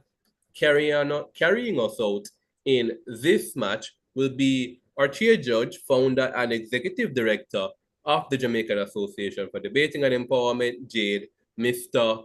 Jermaine Barrett. And I yield the floor to you, Mr. Barrett. Thank you very much, Ravon. Thanks for that dramatic yet accurate introduction. This is, in fact, a major contest that is about to shape up between two very strong teams, Wolmer's Boys School as well as Titchfield High School. Wolmer's is located in the parish of St. Andrew, and Titchfield, a little farther east, maybe northeast, in the parish of Portland. But of course, two strong teams in their own rights. First of all, congratulations on getting this far in what has been a thrilling competition. And we are now ready. You have the motion, you have your sides, I'm sure you have your speeches, and you're itching to get the show on the way. To remind our viewing audience, first of all, welcome, and to remind you as well of the rules with respect to the speaker times. So the first speaker will be speaking for 7 minutes, the second speaker for 6 minutes, then we'll enter a period of cross-questioning or cross-examination segmented into two 4-minute segments where one team gets to ask another team questions and the other team responds alternatingly. Then we conclude after a 1-minute pause with the reply speeches from either team, beginning with that from the opposition, that's Titchfield High School. Then we wrap it up with the reply speech from the proposition, Wolmer's Boys School. Ladies and gentlemen, something to note, Wolmer's Boys School comes into the semifinals with the highest score in the competition thus far. Let's see if they can surpass that, or let's see if Titchfield will have the better of them. Who knows? At the end of the match, we will decide. We'll see. So at this time, we call upon the first speaker from Team Proposition, that's Wolmer's Boys School, to open the debate in defense of Jamaican man, staying at home and choosing to be a stay-at-home dad. Wolmer's Boys School. All right. Are you hearing us clearly? We are hearing you clearly. Okay. I will begin my speech in 3, 2, 1. Good morning, Mr. Speaker, esteemed judges, worthy opponents, and fellow debaters. I stand firmly for the motion that is this House, as a Jamaican dad, would choose to be a stay-at-home dad. So let's start out by defining the key term in this debate, that being a stay-at-home dad, which refers to a father who deliberately chooses to take on the primary caregiving role within the household, focusing on childcare, household responsibilities, and fostering their children's development, while the mother assumes the role of primary financial provider. In Jamaica's societal framework, traditional gender roles are entrenched, dictating that fathers primarily function as financial providers, while mothers are designated as the main caregivers. This dichotomy perpetuates a cycle of limited paternal involvement in day-to-day parenting, reinforcing stereotypes that equate masculinity with provision and strength rather than nurturing and care. The consequences of this are twofold. One, fathers are denied the opportunity to build meaningful relationships with their children and actively contribute to their emotional and cognitive growth. 2, children are deprived of a balanced parental influence, potentially stunting their holistic development.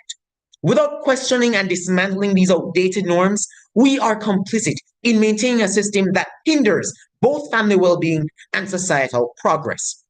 Our burden as the proposition is to prove that choosing to be a stay-at-home dad in Jamaica is not only viable, but beneficial and advantageous for family dynamics, child development, and societal progress.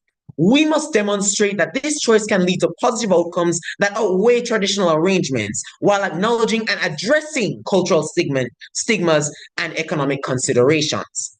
Mr. Speaker, we wish to establish clear confines for this debate in order to avoid misinterpretation of not only our stance, but the motion itself.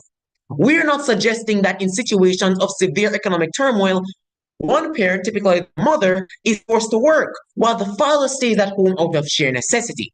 This debate is not about reactive decisions driven by financial desperation or hardship, nor are we mandating that stay-at-home fatherhood should become the standard arrangement in Jamaican households. Instead, we are advocating for a specific and deliberate choice made within circumstances where it is viable and beneficial for the father to assume the role of primary caregiver while the mother becomes the primary provider. This is a choice rooted in mutual agreement, practicality, and of course, a shared commitment to maximize the well-being of the family itself. I shall begin with my substantives, that being the first claim, being a stay-at-home dad fosters stronger emotional bonds and improved child development outcomes. Research consistently demonstrates the profound benefits of active fatherhood on child development. A 2020 American Psychological Association study found that engaged fathers scored 15% higher in cognitive tests by age 5 and are 25% less likely to suffer from anxiety or depression during adolescence. In Jamaica, paternal involvement remains limited, with a 2019 UNICEF Caribbean report highlighting that only 20% of fathers are actively involved in their children's daily lives. Despite this, children with engaged fathers show notable advantages, including better academic performance and emotional stability. For example, in families where fathers are present in day-to-day caregiving, behavioral issues decrease by 30%. Or opponents might argue with the foolish view that caregiving primarily falls within the mother's domain in Jamaican households. However, evidence reveals that children benefit but equally from both parents' involvement. By taking on the stay-at-home dad role, Jamaican fathers can provide the nurturing and guidance that build their children's emotional resilience as well as their intellectual success. By staying at home, fathers can actively participate in caregiving activities such as helping with homework, emotional guidance, and daily routines. This, of course, breaks the cycle of distant paternal roles in Jamaica, where traditional expectations often prevent such involvement. The impact: choosing to be a stay-at-home dad gives fathers the opportunity to directly influence their children's lives, fostering academically, emotionally, and challenge their outdated gender roles. This choice not only strengthens family dynamics, but also equips children with the tools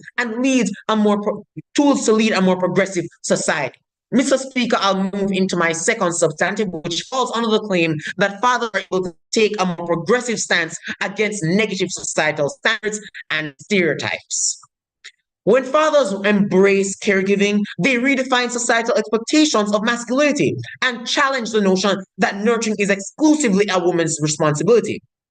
Globally, in Nordic countries, where over 30% of fathers take on primary caregiving roles, women's workforce participation exceeds 75% compared to Jamaica's 58%. And that, according to a 2022 report from the World Bank. This demonstrates that shared parenting directly supports gender equality by enabling women to pursue professional ambitions. The opposition might contend that cultural stigma deters Jamaican fathers from becoming stay-at-home dads.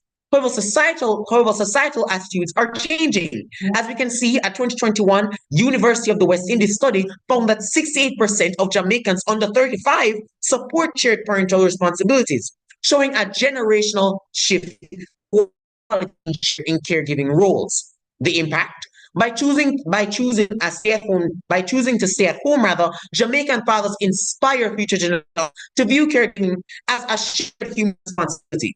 This not only empowers women, but also fosters relationships and families built on mutual respect and shared strengths. Over time, this shift contributes to a more inclusive and equitable society, breaking down the harmful stereotypes that have constrained progress for decades. In conclusion, choosing to be a stay-at-home dad in Jamaica represents a progressive step toward better parenting, gender equality, and societal advancement. Mr. Speaker, esteemed judges, and my fellow debaters, I leave with you this challenge. Imagine a Jamaica where fathers redefine their roles to include care, where mothers are empowered to pursue their dreams, and where every child grows up in a home rich with love and shared responsibility. Let us build Jamaica together and embrace this vision of progress. And with that, the proposition temporarily rests. Thank you.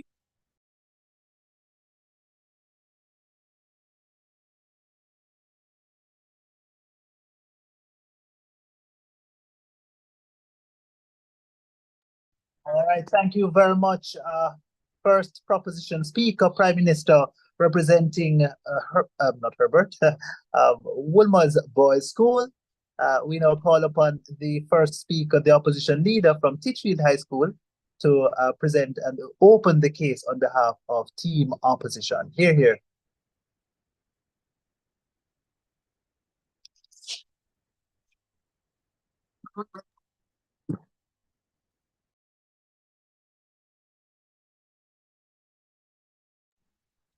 Being a male in Jamaican society means that from a young age, I am taught that I should be the working man of the home, the provider and the primary caregiver. It has been taught to me that a man's work and his masculinity in his contribution, his work in his contribution to the household and his ability to provide. So as a male in Jamaica, along with many of my peers who have been raised to identify with these traits and has been taught that it is the true meaning of Sorry, speaker.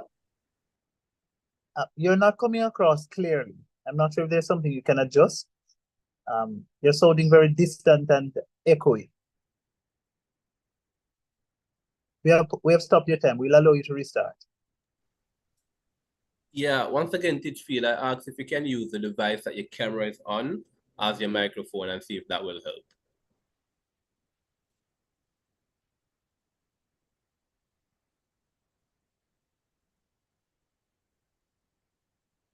Apologies, the audio on the camera is a bit low, but she will speak from it. Yes, I'm hearing you clearly now. Being a male in Jamaican society means that from a young age, I am taught that I should be the working man of the house, the provider, and the primary caregiver. It has been taught to me that a man's worth and his masculinity is in his contribution to the household and his ability to provide. So as a male in Jamaica, along with many of my peers who has been raised to identify with these traits and has been taught that it's the true meaning of being masculine in the eyes of Jamaica, why is it that I should go against my instinct and taught values to be a stay-at-home father? Good morning, ladies and gentlemen, esteemed judges and audience. My name is Danny Buckley, and as a Jamaican man, I stand firmly against the motion this House, as a Jamaican man, will choose to be a stay-at-home father. The first speaker of proposition had previously addressed points to counter breaking gender stereotypes, counter modern family structures, cultural stigmas, and the fact that being a stay-at-home father would contribute to the better child development. Fathers, they had said that fathers are denied involvement in children's life and would not be the same case. But the question is proposed, would that not be the same case for mothers who would be pressured to be the provider for the family? They had addressed the fact that they're going to break cultural stereotypes. While challenging gender stereotypes is important, it is also important to acknowledge the practical realities of a life in Jamaica. As the first speaker, I shall be arguing against this motion from a cultural perspective. The second speaker shall be arguing against the motion by stating the many downsides of being a stay-at-home father from an economical aspect. My third speaker shall wrap up this debate in opposition's favor and argue against opposition's points. Mr. Speaker, for generations, males in Jamaica society have been taught to be providers and caregivers of the home. From a young age, older adults and parents are the central role of a male in a family have long been cleared and established. This is a society norm and has been taught to the average male. This expectation is not just a societal norm, it is the point of pride and identity. Being the provider and the protector of the home is more than a functional role. It is deeply ingrained part of my identity that connects me to my family culture and sense of purpose. It validates my value to those I love and to the community, giving me a sense of pride, respect, and fulfillment that shapes who I am and aligns with what have been taught to me from a young age. Going against what I have been taught and adapting to ways that have not been taught to me will lead me to clearly losing my identity as it challenges traditional gender roles, especially in Jamaica cultures where masculinity is linked with being a provider and a protector. I will only feel inadequate done by peers who have been taught the same values, isolated and stigmatized due to societal judgments and failure to meet internalized expectations, struggling to find purpose or respect without traditional markers of success. An article titled Why So Many Stay-at-Home Fathers Are Depressed highlights that these exact same identity issues that men face as stay-at-home fathers result in only depression and clear issues that come along with it. Not being able to fulfill my role as a male in the family and being able to fully stand in my identity as a male will only lead me to feeling a sense of insignificance and for I will not be able to contribute to my role. Mr. Speaker, in Jamaica, it has been proven on numerous Point of information. Accepted. You argue that traditional family norms should remain intact. How do you justify maintaining these outdated norms when proven statistics actually show that they hinder both women's economic empowerment and men's emotional fulfillment? I had not been arguing for the sustainability of these cultural roles. I was simply addressing the fact that they are in place.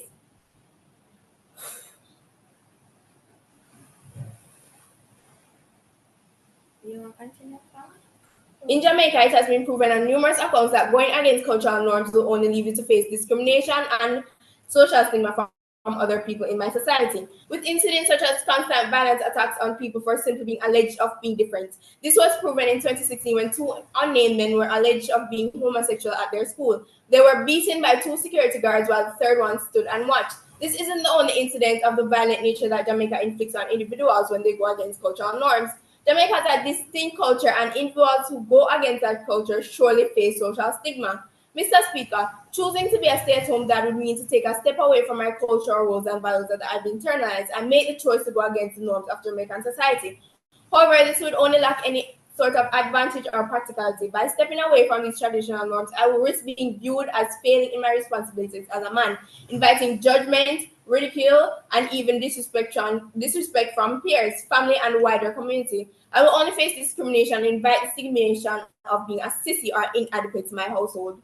Mr. Speaker, it has already been established that the Jamaican society is traditional patriarchal, with men often viewed as the primary breadwinners and women as caregivers. A stay-at-home father would face stigma and criticism, which can impact family dynamics and how children perceive societal expectations.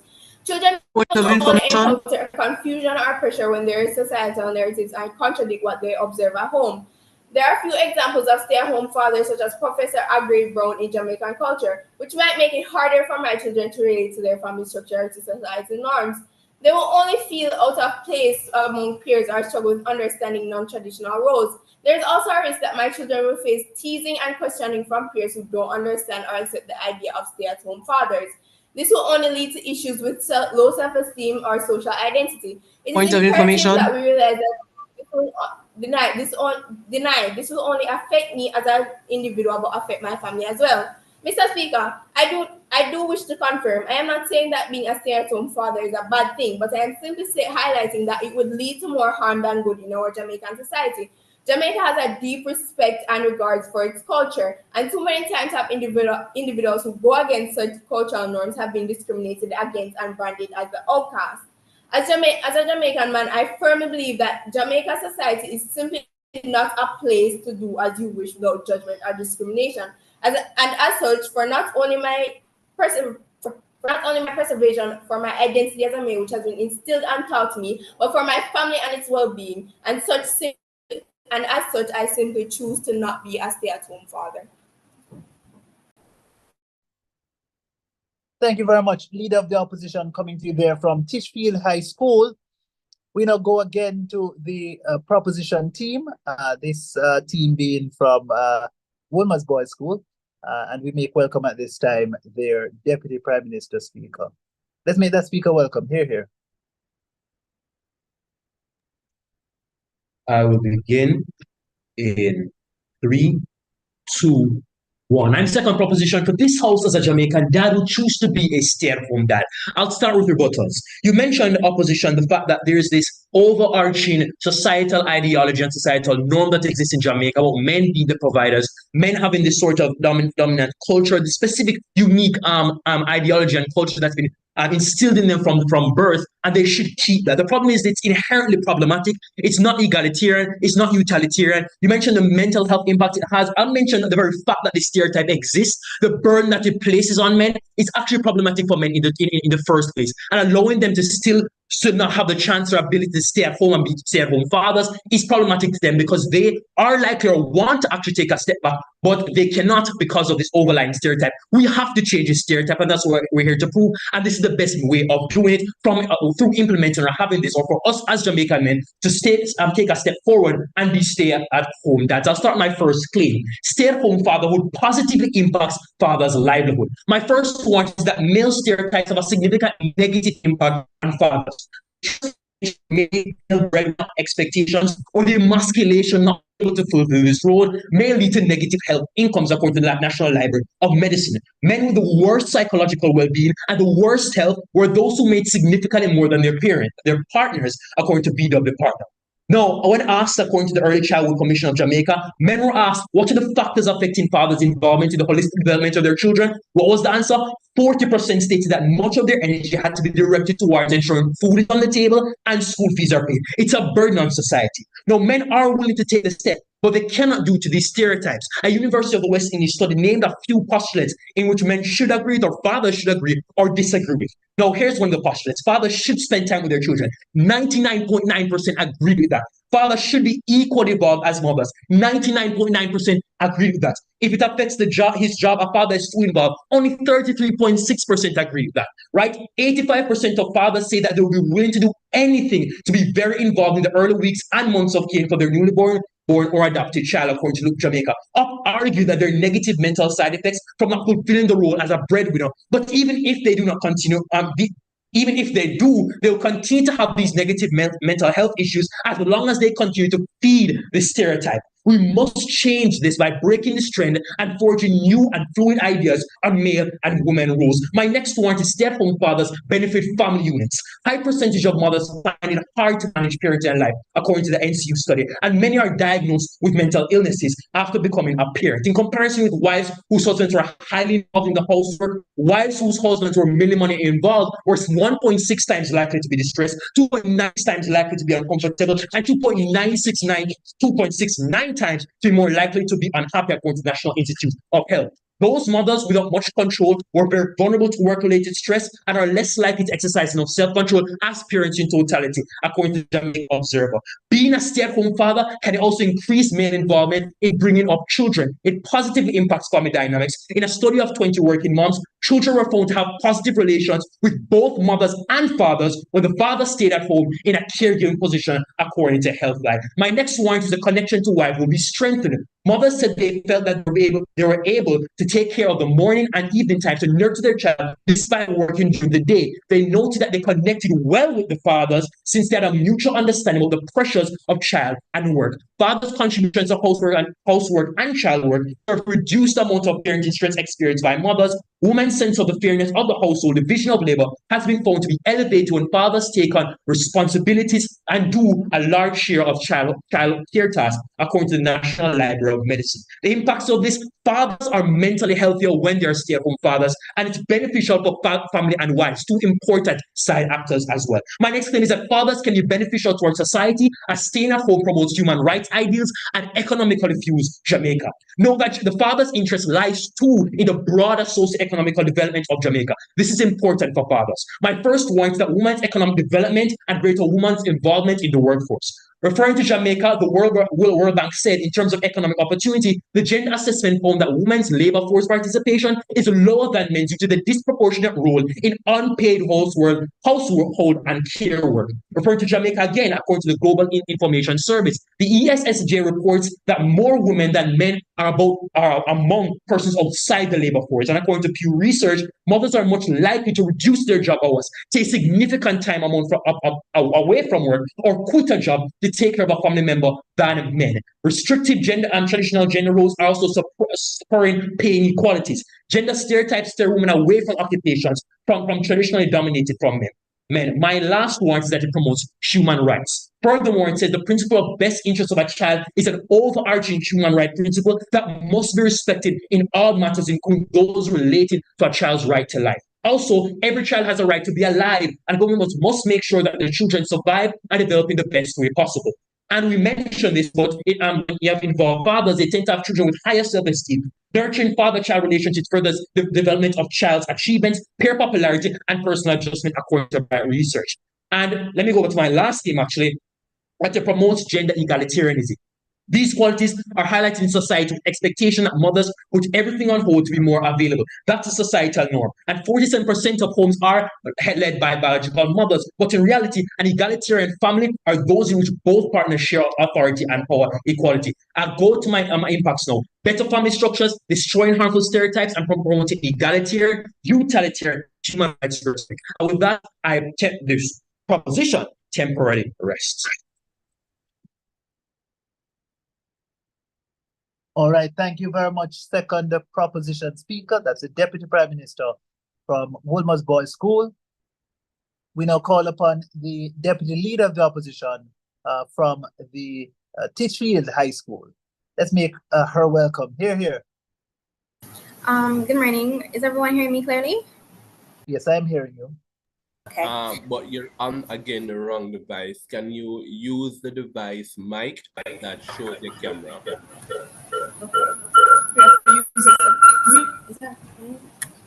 Sorry, to go. Okay, again, good morning, everyone. Can you hear me clearly? Mm-hmm. All right. Do I start now? I'm saying we're hearing you clearly now. Okay, am I allowed to begin now? Yes, you may. Okay. Ladies and gentlemen, honorable judges, esteemed opponents, a pleasant good morning to you all. Today, I'm here to present my take as to why it does not make sense for a Jamaican man to be a stay-at-home dad, having looking at the idea from an economical standpoint. However, before I get into the meat of the matter, allow me to combat a point that's of the second speaker proposition of today's argument. You would have mentioned that it improves and increases family dynamics, mental health, and livelihood of men. But would you not agree that it is more economically viable in this current situation in Jamaica at this moment for both parents to contribute financially? Would it not, without economically providing adequately enough for the household, would it not present some form of strain, dysfunctional families if children are without the proper resources and having child protective services to come into the house and break up this family dynamic that he claims will improve? Mr. Speaker, one notable point we should look into is the issue of gender pay disparity. It is no secret that many countries of the world, including Jamaica, have gender wage disparity. On average, women earn less than males in equivalent roles. This isn't fair, Mr. Speaker, but it is reality. If a male decides to stay home, his family may be left in a smaller income, putting them in more dangerous financial conditions. According to the Statistical Institute of Jamaica, the average annual earnings for workers were approximately 1.6 million, equating to about $133,000 per month. Given this context, if a father earns the median salary and decides to stay home, his family would lose a significant portion of their monthly income. Mr. Speaker, let's consider the opportunity cost here. The male is quitting a position where he's likely to earn more, whilst the wife remains in a job where her wages may not be as sufficient to support the family. This imbalance causes economic stress, which may be alleviated if both partners contributed to the workforce. Many sources can attest to the fact that in Jamaica, on average, women's income was estimated at 38% lower than a man's income, and that the men's labor force participation exceeds that of women in every age group. With female unemployment estimated at 15% of the Jamaican female employment, almost twice as high as male employment, standing at an estimated 8%, although they share the same or even better qualifications and work ethics than men. How does this make sense? Go ahead. Accepted. You mentioned the gender pay gap that perpetuates because of women being marginalized in the workforce. However, do you not think that more males taking on the primary caregiver role would allow more spaces in the workforce to open up for women to be more industrialized? I would say that's very controversial. Yes, I know, but primarily no, it would not open up more space because seeing how the society is stratified, especially the working environments. Females are often discredited or are in these positions for a much longer times, and they're still not credited for their achievements or their qualification for this work due to having suffering at the hands of capitalists, or even stereotypes, or just inequality, just gender inequalities. So my take on that would be no. Allow me to continue.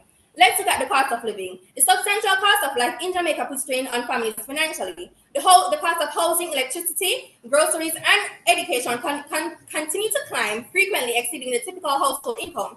In such situations, it is bad for one parent, particularly the one with the higher earning potential, which is the male, to leave the workforce. A single income household struggles to afford basic bills, let alone save for emergencies or make long-term investments. Mr. Speaker, the cost of living index in the country can attest to this, and it has shown an upward trend, particularly due to inflation rates, which reached around 9.4 in 2022.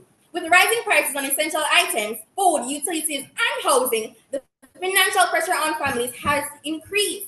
For example, according to the Jamaica Consumer Price Index, food prices have increased between 5% to 10% year on year, making it difficult for a household to survive on single income. If a male chooses to stay home despite having access to greater paying jobs or more stable jobs, the family's finances may stagnate. In an economy where every dollar makes, or where every dollar counts, or in our terms, every nickel make a muggle, losing an income can mean giving up chances for a better future and limits investment for your child's education, home ownership, and small businesses investments, which contradicts what you said about creating our stable family dynamics, mental health, and livelihood, because this would non-deniably affect the family and their mental health and put strains on their resources. Mr. Speaker, allow me to wrap up now with job opportunities. The unemployment rate in Jamaica as of early 2022 was around 7.5 according to the Statistical Institute of Jamaica. This illustrates a competitive job market where opportunities can be limited. If a father leaves the workforce, re-entering it at a later date, it could be challenging, especially for the skilled positions that require continuous professional development or certifications. We cannot ignore the cultural stigma that still exists around Jamaican men staying home to take care of their children. While it's important to challenge these stereotypes that you would have mentioned, this stigma can have a direct impact on economic opportunities. A man who steps out of the workforce risks being seen less reliable or committed by potential employees if he ever tries to re-enter later. This not only affects him, Mr. Speaker, but it affects his family's future earnings as well and their opportunities for investments. Furthermore, certain industries in Jamaica are male-dominated and have higher earning potential compared to sectors where women are often employed. If a man opts out of this role, it forces the family to rely on earning some jobs that may not offer the same level of financial stability or benefits. For example, women are overrepresented in caregiving roles. I yield the floor. Okay, thank you very much. That was the second speaker from Titchfield High School. And we now enter the exciting cross-examination section. Just remind our debaters that the opposition will get a 4-minute segment within which they will ask questions. Each question limited to 20 seconds, and each response by the opponent limited to 45 seconds. With that said, and with 4 minutes on the clock, we invite the first question from the opposition team, Titchfield.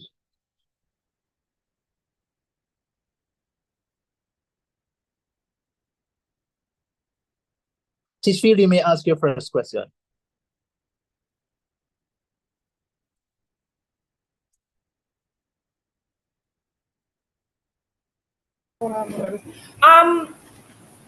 Question for the proposition. Are the benefits proposed by team owners achieved if the dad can they not still be achieved if the dad works outside of the home? Or is it necessary for them to be a stay-at-home dad rather than a dad who shares in domestic labor? What we mentioned is that there is a problem where men are not capable of staying at home and serving their full duty as a caregiver or having an equal role in families because of the stereotype that it's overhanging around the society. They have to be working, they always have to be on their feet, always have to be working. They have to be constantly involved in the work. So most men are tied to their job to the extent where they cannot actually be able to engage with their children. We see this in the statistics mentioned by my first speaker. So the only way of really mechanizing a way of actually them connecting with their children on a higher level is actually through being a stay-at-home father in situations where it's capable or it can happen, economically suited or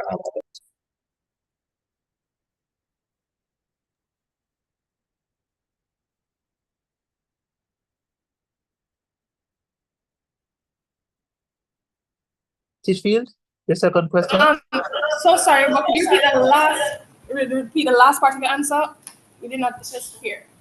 Answer. Oh no, we were saying that men are tied to their jobs, and this overlying stereotype that you agree with actually holds men back from being able to interact with their children and communicate with their children and be involved in their lifestyle. This is the best way, mechanizing this debate, to actually allow for children to get a better connection and relationship to their father.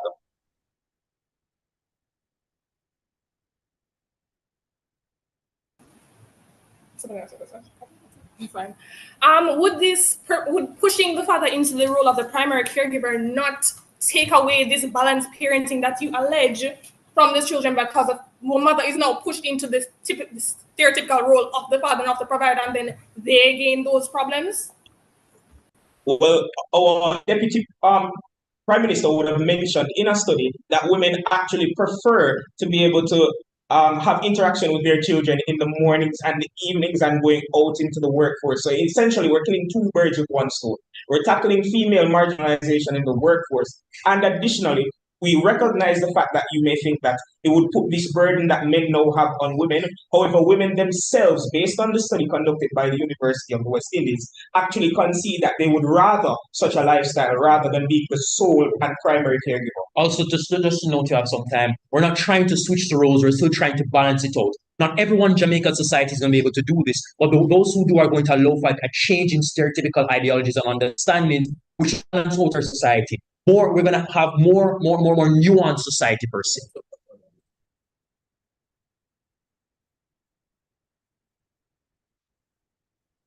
Tishfield, you may proceed with your third question. Sorry? Go ahead. Does Team Proposition believe that Jamaica is at the stage where it can facilitate such a change, both culturally and economically, considering the points given by our first and second speaker? Okay. Not only do we believe that this is possible in a Jamaican society, but the fact of the matter is that this actually has started happening in status quo. We're seeing globally where there's a shift in gender roles and perceptions of such, and we're seeing this being localized even now. We're seeing that men are starting to take up things that were once considered traditionally female. And as such, seeing that this is something that has already started to happen, why is it that you're so opposed to something that is already presented in status quo that you seem to be defending? Also, my University of the West Indies study mentioned that men are willing to do anything to connect with their children on an equal level. This is the only way mechanizing this debate to do that.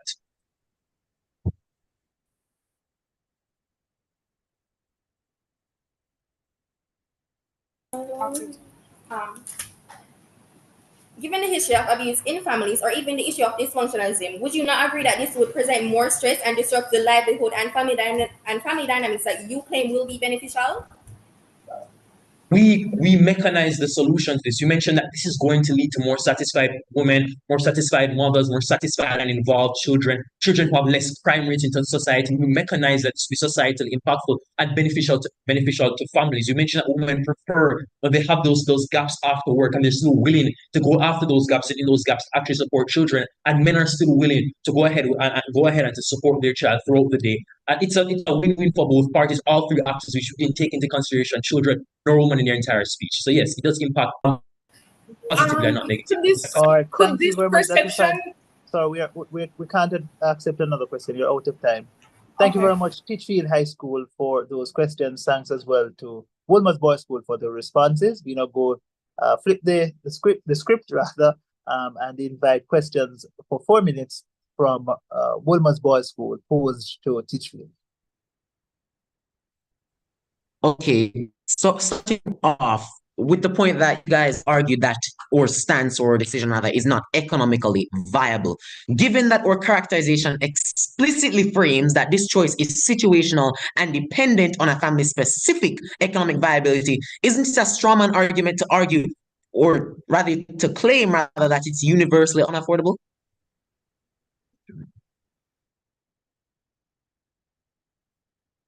You're muted. Isn't such a case a specific?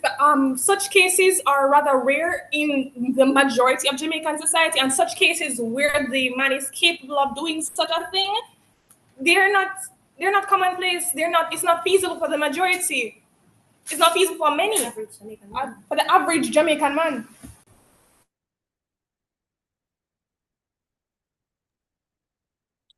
Okay, so you fail to mechanize a way of bridging the stereotypical caregiver and breadwinner role, men being the breadwinner and female being the caregiver. What is your solution to this problem? Our solution to this problem is a balanced approach where both women and men work outside the home, therefore decreasing the pressure of financial provision on the father, as well as both of them partaking in child rearing, which would take some of the pressure off of the woman, and the father will get to build the relationship that he wants. Okay, so you spoke about the negative impacts of losing income. However, with the rising employment of remote working, we frame that a stay-at-home is not necessarily unemployed in our characterization. So how is it? In the context of this debate, the amount of domestic labor required to rear a child would drastically limit the amount of career opportunities that the man would be able to pursue, that would allow him to actually add to the finances in a substantial matter. It would arguably it would actually cause more stress on him to both work from home and be the primary child caregiver, which is something that Team Property had previously stated that they're trying to decrease. Wait. Furthermore, if it's so hard for them to complete domestic tasks such as the cleaning, the cooking, while still taking care of the children, how are they going to manage and maintain a work? And how are they going to keep this work and keep the stable work when they have other competitors who are more stable to do the job? Not sure why is that you're asking a question when you should be concerned, but I'll continue with my second question. If the economic and infrastructural challenges in Jamaica to make stay-at-home fatherhood if it's really as difficult as you make it out to be, what policies or initiatives would your side propose to ensure that children still receive balanced parental involvement? Firstly, this is not a policy debate. Secondly, the strategy that was proposed previously of a balanced approach would solve this problem as well. But you said you want a balanced approach where both parents are going to work and both persons are providing for the family. Wouldn't that leave the child in a peculiar position where they're not being taken care of properly?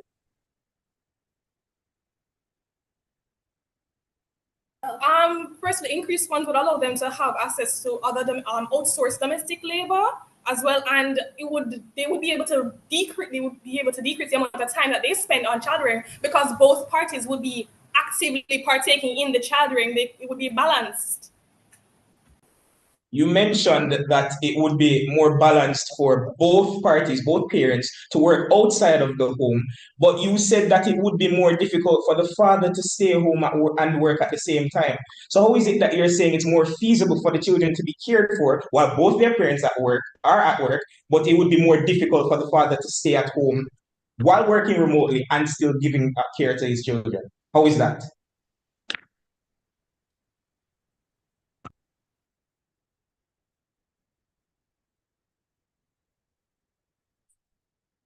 Repeat the question, please. You mentioned that in your balanced approach, you would rather the two parents work outside of the home to tackle the issue of stress when it comes on to providing. However, you neglect the children by doing so. So if it is that you're proposing that idea, how is it that you're rejecting when we're saying that it's better for a father to stay at home and still caregive while remote? All right. So it is evident in Jamaica that a majority of people work a 9 to 5. During school hours, from which most of the time it's a natural 8 to 2:30, these and children do participate in cultural extracurricular activities. Most of the time, children return home at the time of 5, which is normally the time where a 9 to 5 would usually end. This would give them space. They could have when they reach home, there would still be time to interact with children, especially if they're young and they need help with homework, and the job isn't as demanding as it is. All right. Thank you. Thank you very much for that exchange. We're now going to pause for 1 minute to allow the fine-tuning of the reply speeches. On the other side of the 1 minute, we will resume with the reply speaker from Team Titchfield, followed by that speaker from Team Wilmer's Boys School. Your 1 minute begins now.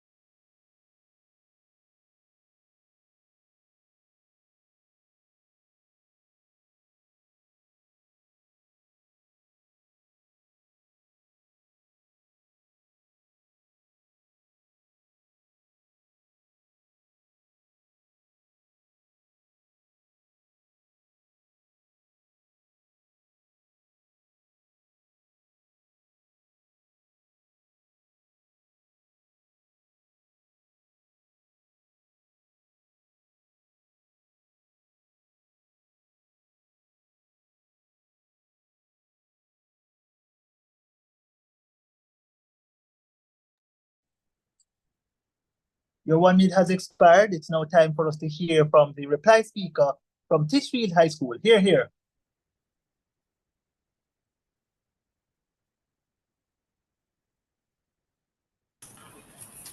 All right. My time starts now. Yes. Ladies and gentlemen, esteemed judges and adjudicators, respected members of the proposition, and my distinguished team members, a pleasant good morning to you all. Today, I stand before you as a third speaker of team opposition in firm disagreement with the motion this House, as a Jamaican man, would choose to be a stay-at-home dad. Mr. Speaker, team proposition has stated that the duties of a father was the ability to be their stereotypical duty, the stereotypes of the duties of a father being a provider denies the father the ability to build meaningful relationships with their children. They claim that it denies the children the ability to experience a balanced parenting situation. But Mr. Speaker, are these not also perpetuated by their stances as well? Mr. Speaker, for what reason does a father have to stay home in order for him to be involved in his children's life? Mr. Speaker, a lot of mothers nowadays have to work outside, and yet they are still involved with their children. Could you imagine the possibilities if the father was also participating in the domestic labor? Mr. Speaker, the potential, the opportunity is there, it's just not being taken advantage of. They were given examples where children in which paternal involvement experience numerous benefits. However, it's not necessary for a father to stay home in order for him to be involved, and to suggest otherwise goes against their previous claim of them advocating for balanced parenting. Mr. Speaker, they claim societal views are changing, and we, the opposition, also acknowledge this. But Mr. Speaker, I would like to emphasize the word changing. The extent to which the extent to which Jamaica is changing is heavily exaggerated by the team proposition. They claim that mothers are empowered to pursue their dreams and advance their careers, but this is at the expense of the father's dreams and their career goals. Mr. Speaker, this is not gender equality, but rather the making of a cycle, Mr. Speaker, that would create the very disadvantages that the proposition claims would be curbed by their practice of this motion. Mr. Speaker, my first speaker had stated that cultural expectations are far too steeped in Jamaica, and thus the fallout of the change would result in discrimination and stigma. This has been proven to cause mental stress and illnesses such as depression on men, a section of our demographic that is already prone to such struggles, Mr. Speaker. My opposition also stated that it affects children as it creates a feeling of alienation from their society, as their family, the first point of socialization, differs so greatly from their peers. Mr. Speaker, this is just creating possible mental effects on our children and our fathers as well. Mr. Speaker, second proposition had claimed that women outdo men in domestic labor and child rearing. But to curb this, Jamaica does not need to go to the extreme in order to solve this issue. Mr. Speaker, both teams have acknowledged that Jamaica is changing, and we, the opposition, believe that this change has been evidenced towards greater shared domestic labor, rather than to put it solely on, not solely, but largely on the shoulders of the man. Mr. Speaker, they claim that women want to work outside and want men to be a stay-at-home dad. But could this not be a result of bias, Mr. Speaker? Could this not be due to prolonged oppression and prolonged of them having to be the ones to be the primary caretaker? Mr. Speaker, this is a clear example of the grass is always green on the other side, and the proposition has failed to acknowledge this when presenting their evidence. Mr. Speaker, they claim that many fathers would love to be involved in the early years of the children. But Mr. Speaker, mothers have to be involved in the early years of children, as they are the ones who carry the child. They are the ones who feed the child. Mr. Speaker, this could rather be solved by increased paternal leave rather than rather than them having to permanently stay at home. Mr. Speaker, women are the ones that give birth. Women are the ones that are highly dependent. Children are highly dependent on their mothers and naturally need rest after birth. As such, they receive maternity leave. But it is important that we realize that this paternity leave policy only produces economic benefits for just 20 days of pay. Mr. Speaker, though some of these are changing, this is still the reality. Mr. Speaker, my second speaker had acknowledged several realities, such as gender pay gap, the cost of living, and the restriction of opportunities on women. Mr. Speaker, what the proposition is proposing is in an idealistic world that does not suit the actual average Jamaican man. It's a representation of a minority of them who are able and willing to do this, because many of these men who are able to do this do not want to sacrifice their career goals for it.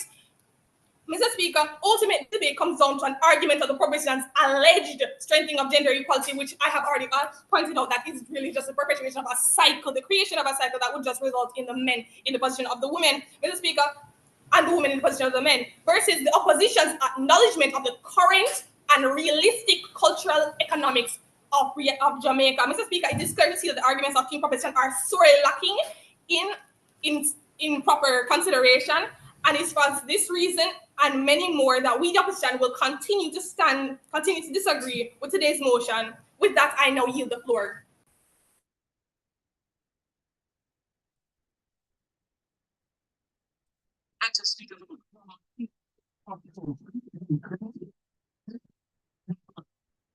All right, thank you very much, opposition reply speaker.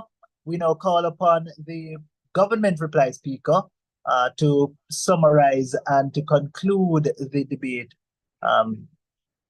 Let's have that Wolmer's speaker. Here. All right, am I being heard? Yes. Okay, I will begin my speech in 3, 2, 1. Good day, Mr. Speaker, and as the third speaker for proposition, I'm here to firmly assert the government's stance that as a Jamaican father, if given the opportunity and if it were feasible, we would unapologetically choose to be stay-at-home dads. In our recap, we defined the concept of a stay-at-home dad as not an unemployed father, but rather as a father who assumes the primary caregiving role within the home. The opposition's ignorance of this matter is a foundation of their deluded claim, and we also highlighted numerous benefits that would have perspective. Chronically, the opposition has misunderstood the fact that this is not in reference to the majority, and it is most definitely not in reference to every Jamaican dad. But what we are saying is that to whom it is feasible and to whom it would benefit financially and socioeconomically, they should employ this. Our Prime Minister would have emphasized that fosters strong emotional bonds between parents and children, ultimately proving child development outcomes. Citing research from the American Psychological Association, it was demonstrated that fathers who were engaged in their children's lives gave them the opportunity to score up to 15% higher on cognitive tests. This underscores the indispensable role of a father's role within a child's upbringing. Prime Minister also mentioned that stay-at-home fatherhood represents crucial and progressive steps towards dismantling harmful and outdated stereotypes that the opposition conceded are negative. This belief not only is archaic and rooted in inequity, but is also illogical when measured against the realities of modern family dynamics. The status quo perpetuates these stereotypes and reinforces a stagnant social system that prevents individuals from exploring their full potential based on their abilities. Finally, contrary to the common perception that mothers are inherently better at instilling values in children, fathers bring out unique strengths and perspectives to these roles. The presence of a father as a primary caregiver allows children to benefit from a balanced approach to character building. The father might help with instilling things such as integrity and honesty within their children's lives. I'll move to rebuttals now. The opposition leader would have mentioned that there are negative stereotypes that perpetuate as a result of the Jamaican culture. But these are the very stereotypes you concede are negative that we are aiming to tear down by this move. So if it is that you concede that it is negative, how are you against this motion that solves the issue while not mechanizing another way to solve it? You mentioned one of the stereotypes being homosexuality, but that is not the same as showing care to your child as a man. It's not the same. You mentioned continually that this is how you've been taught. This is a societal norm. But after underscoring the very fact that this is negative, how do you then go and stand in the way of a proposition that would seek to dismantle this completely? How is it that you contend with the fact that by keeping societal norms that currently exist, we're perpetuating the idea of absentee fathers, which, mind you, is also a societal norm within the Jamaican context? Males taking on the primary caregiver role also solves the problem of female marginalization in the workforce. You did not offer a way to solve this problem also without standing in the way of this proposition. Your deputy went on to say that this approach is not financially and economically sustainable for everybody in Jamaica. We understand that. We know that it is a minority, but we are saying that for those persons who can adopt this approach, by them doing so, we not only tear down societal norms, but we also emphasize the fact that fathers are a crucial element within their children's lives. You mentioned the gender pay gap, that males have a higher earning potential than women. What is this? You're discriminating against and you're undermining the capabilities of women within the workforce. You spoke to the negative impacts of losing income. However, with risking the increasing usage of remote work, we're realizing that it's very flexible. Persons can stay at home, deal with all their domestic chores and labor while still being economically productive due to remote working. Are you then standing in the way of technological advancements also? The opposition's chronic misunderstanding of the motion sees them presenting deluded and misguided arguments. We're not promoting the national switch within the roles, but we aim to balance these roles in our society. And this, by the way, is a process that has already started. You claim that you're for shared domestic labor. We support you 100%. And we believe that this is the best way to mechanize those results. Mr. Speaker, we urge you to stand in support of the dismantling of negative stereotypes in masculinity, the empowerment of women within the labor force, and the positive mental effects for all the actors involved, men, women, and child. And by virtue of this, we promote a sustainable and better Jamaican tomorrow. And with that, our proposition will permanently rest. Thank you very much for that fine speech. Thanks to all our debaters for this enthralling contest. At this time, we, the adjudicators, will leave to deliberate, and when we return, we'll come back with the results and the analysis for that result. Thank you. In the meantime, feel free to chat with each other, get to know each other a little bit more. Friends.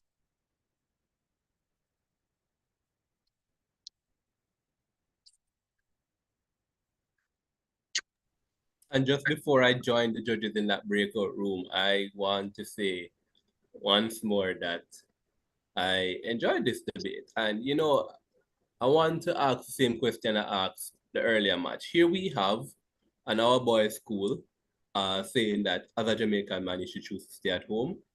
And on the opposing side, we have an all-female team saying that, that shouldn't be the case. What was it like to prepare for this debate, given that kind of, I won't say conflict, but that kind of dissonance in gender roles? What was it like?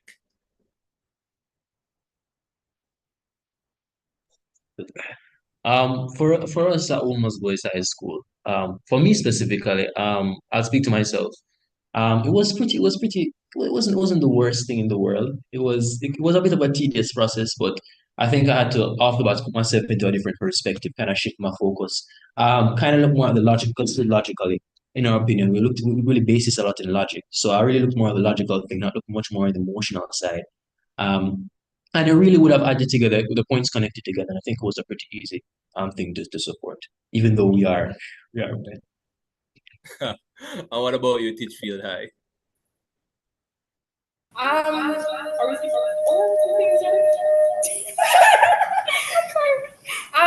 for Team Titchfield, we're majority girls. Even in the club, it's majority girls. So a lot of us have to go into our communities, into our families, ask the male perspective on it, and understand why our families look the way they do, why society looks the way they do, why would they not, and why would they want to. It was a tedious process. It needed a lot of questioning. Some of my family members got annoyed by me questioning them, but I was like, just support me. I don't think so. Line them off. It was an emotional roller coaster in a sense, just hearing different opinions, just asking my friends or my family members what it was like, and you could just hear the diverse, like they're not very similar. Everyone has their own take on it. So it was fun. The little research was fun, and this was an eye opener to what science was like today. It was okay. But I'm happy. All right. Well, I'm going to head over to the break room and join the other judges. But in the meantime, I encourage you today, feel free to have some conversation with each other about the motion, the ideas, and such. And we'll be back with you shortly.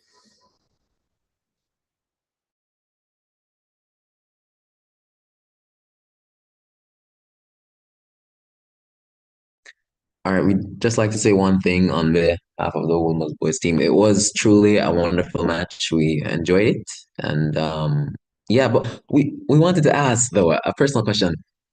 Aside from the motion itself, do you guys take that stance that Jamaican fathers would choose to be a stay-at-home dad? I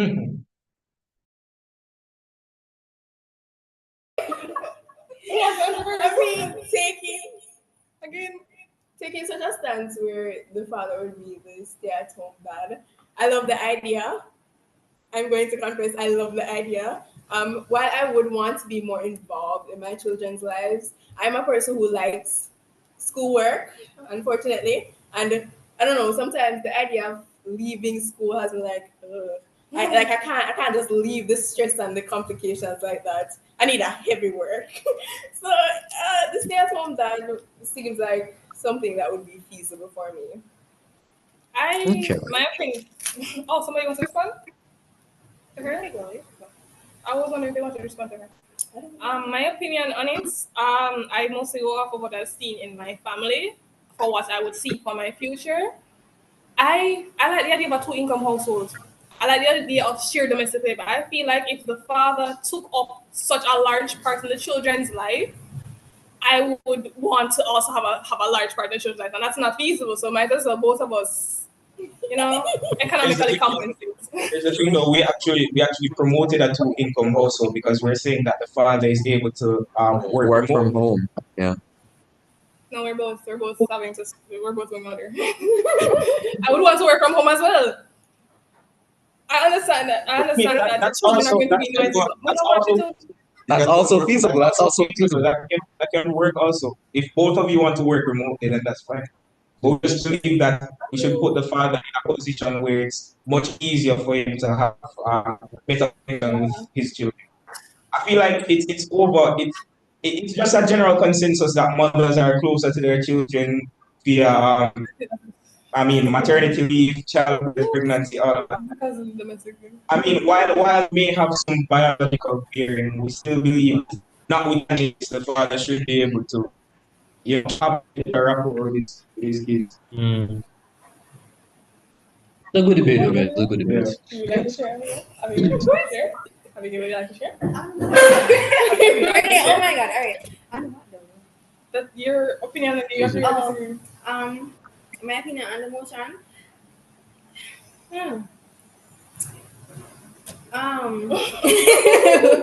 The motion that Jamaican men should be stay-at-home fathers. No, in my opinion, no, because seeing that I would want my children to have the things that I did not have or have, the best things in life, that would take a lot of money, and evaluating the cost of living in Jamaica today or to progress into the future, we need both hands. It's all we need to pitch in and get it done. So I mean, it's funny. It's a two-parent responsibility. Yeah, it's a two-parent thing. It's gonna be hard. Yeah. Yeah, that's true. But even if you take a look now, because really and truly, if you look at it now, persons are getting a lot of money and a lot from online jobs. Realistically, Jamaica Is this a Jamaican itself, thing? because I don't know, but Yeah. most men are not interested and is just simply unemployed. Imagine you have a child with a Wait, you guys male. trying to talk? Oh, So sorry. No, I was just saying, off the record, right? Honestly, I would never do this. Like for me, my household would not turn my dead body make me not stay in my yard and not do any like. So yeah, I hope they never catches on YouTube. It's just the nature of the movie. Yeah, it's just me personal, right? For me personally, I could do it. I have to work, man. I have to feel the burn. That's the culture. That's the culture. That's what a lot of the people I asked for the same theory. So Like, what is the first speaker? Did he share his opinion? The first speaker was here. I want to hear his situation. opinion. I would love to hear his opinion actually. Why you know they can hear? You're asking if On what? On the motion? what would you? oh, honestly, I'd say I'm neutral with regards to it because I mean it's highly subjective. It's pure dependent. It's pure dependent on how you look at it. Although, honestly, yeah, I'd say yes. Men should choose to be safe about because, as I said, it's irrefutable. It's an irrefutable claim that persons are making substantial amounts of income. They're pulling in a lot of funds, cash from doing online jobs. So you take out drop shipping, like marketing. Yeah. I don't know if you guys know, but Portland's poor. Portland even guys, if you look Oh back, my gosh. guys, this takes me back to the debate previously where we were saying that if internet should be a fundamental human right. But it just showed us that you guys don't really know what the rural areas are. That's what we want to know. We were saying upgrade systems. We were there like, what system? What? My dirt truck up there, you're going to hide? No, because I remember we were saying that we wouldn't implement new like what was it? New infrastructure, but we utilize the ones that are already existing. I'm 100% sure that Portland has cell towers. Do you not? We have. Are they working? Are they working? We have. There was some money to fix that. You might as well buy a new one. No, you can't. You don't know how much it could take. I reckon it would be more economically feasible to fix what is already there than to implement. I agree there. Talk about making internet a fundamental human right. I can kind of just leave. When hurricane happened this time, What was that? Are we talking? because when it was hurricane time, I did not get light till a month later. Like, Oh, you so would school- not give me back my internet with that. School start back and people like, no, internet line gone.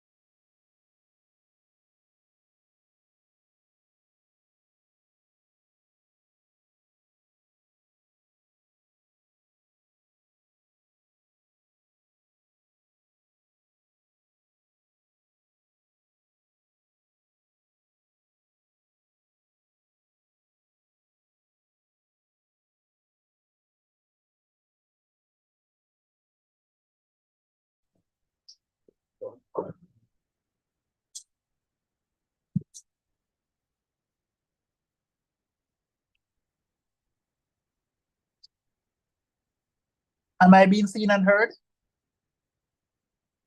Yes, you are, Jermaine.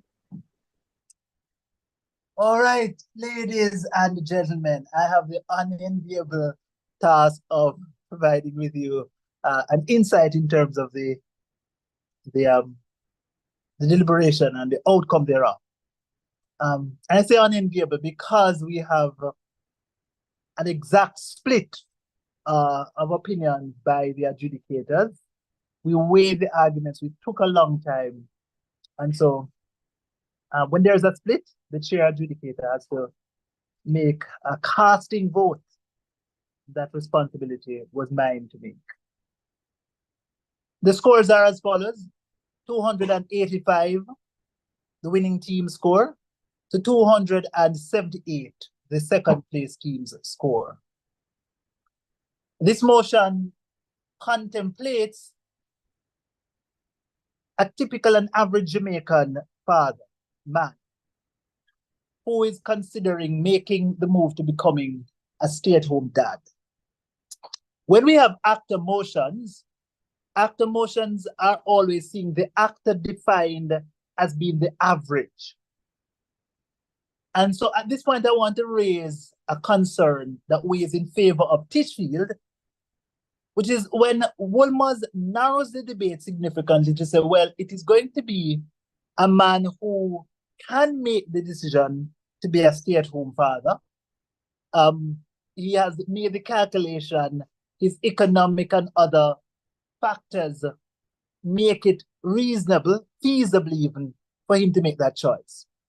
We felt like the pushback from Titchfield, certainly in the cross-questioning section, where Titchfield says, no, that's not the typical man. Titchfield is right. And so we don't think that Wolmer's gets much and does much for themselves by narrowing the debate so much. We think, though, that there is some inherent mediation or sort of solvency to the particular problem that Titchfield raises, which is that of the economic impact to families at large. We feel that in as much as somebody is choosing to make that particular choice, that decision, that in the main, more often than not, the choice will include a calculation or an assessment of the capacity of the family to sustain itself with limited resources economically from the father. So I want to be clear in that if it is a proposition were to be saying, well, this particular caveat is what leads them to believe that it's going to be men who, in the main, can make that particular decision because they have calculated the economic risks, then fine. But we think that the wholesale carte blanche limiting of the debate to including only men who have the economic wherewithal and are able to make those particular decisions, all things considered, we think that that was a little too far, right? We think that you're only able to go as far as emotion leads you. So, on that particular question and conundrum, we wait in favor of team Titchfield opposition. The second issue has to do with questions surrounding the social and sort of cultural development of the child, who is a major stakeholder in the family, and which model provides for that better. We get from Wolmer's this idea that simply by virtue of the father existing as a stay-at-home dad, then necessarily there's going to be more interaction with the child, and therefore there's going to be a better opportunity for the father to lend paternal support to the child. We think that this is probably true to an extent, but may not be as true as Wolmer's would have us believe, because of the fact that we exist in a socio-cultural environment where fathers aren't caregivers. And so the examples that we get from Europe, where we see families becoming more wholesome because of the deeper involvement of fathers, we're not sure if that is automatic simply by virtue of the father existing in the home. We think, nevertheless, that there's going to be some improvement in paternal care because the father is there. We think that that's an assumption that the reasonably intelligent voter, which is what we are as judges, can assume. Nevertheless, we think that the harms economically from Titchfield, pointing out to the fact that the typical family needs both parents contributing economically. We think that that is a justifiable and a reasonable concern. So if we give Titchfield that particular harm, then what does Wolmer's have going for them? And how then do we engage in that kind of a trade-off to determine which side wins on the particular advantages that they have?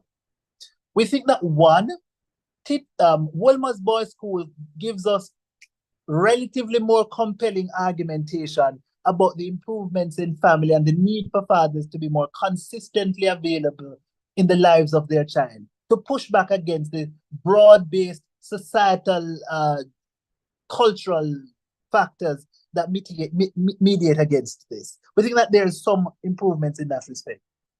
We get from Titchfield this idea that, well, we can improve on those social harms by making the father and mother work to provide the economic sustainability of the family, but also that the social and societal deficits that exist can be treated for by the father being more caring. One of the problems that confronted at least two of us on the panels, and I'm specifically highlighting the number on the panel, there were four of us on the panel. We felt, and I say we because I was on that, I shared this view as well. We felt that there was need for greater mechanization of the father. What are the incentives that will exist to cause the father to become a better, more involved father? We felt that there was also a need for a mechanization as to how it is that that better father operates. What exactly is going to be the change that exists within your world, Titchfield, that doesn't currently exist? In as much as right now we're having a lot of families where both, certainly marital families, where both parents are working, why is it that in the main, by and large, we're not seeing improvements or enhancements in the care of children? We felt that you needed to do a lot more work to convince us that this is how it will actually unfold, beyond simply saying that it can happen. Then there's also the question about the mother and benefits to the mother. We think this is probably a minor point, but I'll comment on it ahead of my delivering the overall results. We felt that there is the idea from Wolmer's Boys School that there's going to be a better appreciation for the traditional role of the mother with respect to the mother traditionally being a caregiver. The father taking on more of this role is going to lead to that greater appreciation and possibly a greater level of respect for the role of the mother. We felt that that was also an argument to the credit of Wolmer's Boys School. And so, ladies and gentlemen, I have tried to reflect the views of the panel, recognizing that the panel was split right down the middle, and one judge, myself, being the chair, having the right to make the casting vote, I had to do that. And so the casting vote goes in favor of the team on side proposition, Wolmer's Boys School. So Wolmer's Boys School, you are the winners. 3 votes in your favor, 1 being the casting vote, and 2 votes in favor of team Titchfield High School. Ladies and gentlemen, the best debater in this match comes to us as well from the winning team. And there was a fair amount of, dare I say, agony around who of the 2 speakers, the first or second speaker, which of them should be the best debater. We determined ultimately, because of the relevance of the rebuttals and how important they were, we gave that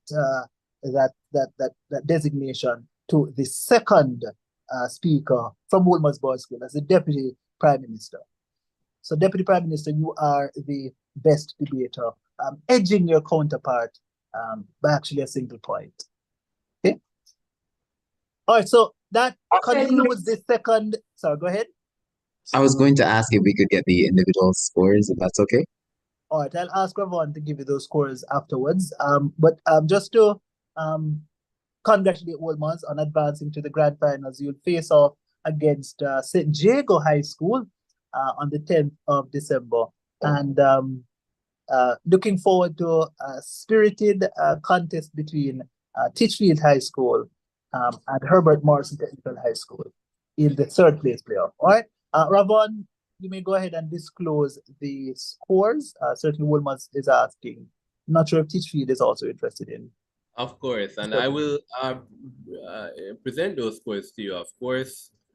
So the first speaker, Apollos Joyce, got 80. The second speaker, Kyle Kamika, 81, and the reply speaker ended up closing out that on 77. 17 points for the question section of the class examination, 30 points for the answer parts. And I'll send these scores to you in case it is that you need them, in case you didn't catch what it is that I said a while ago. Right, ladies and gentlemen, that concludes the semifinals of this competition. I must say today has been an absolute treat for debating, and all four teams, you have done a service to debating in Jamaica. Absolutely wonderful, wonderful matches. Congratulations, Wilmer's Boys School, Titchfield High School. You'll be playing off for a third place finish against Herbert Morrison Technical High School. Wilmer's Boys School and St. Jago High School will be facing off for the championship title on December 10th, National Human Rights Day. Teams, you will get further communication as to the venues and times and all these wonderful stuff. But until then, I want to say thank you all for making me have a wonderful, wonderful day so far. Congratulations to all teams that participated. We truly have no losers in this match. We only have, a first, second, third, or a fourth place finisher. And we'll see who those are on December 10th. Ladies and gentlemen, thank you so much. Just one slight correction, Ravon. I think it's International Human Rights Day. So the world is celebrating human rights on December 10th. Okay. There you go. Even bigger deal. An even bigger deal.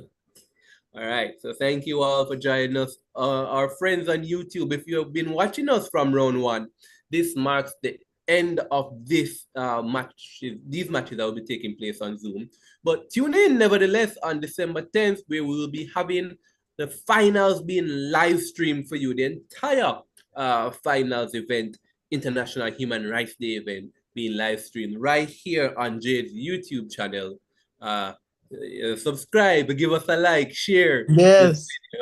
Give us some love as well, not likes. We want the love. All right, there we go. Not just the likes, we want the love. Yes. Until then, thank you for joining us, and we'll see you on this.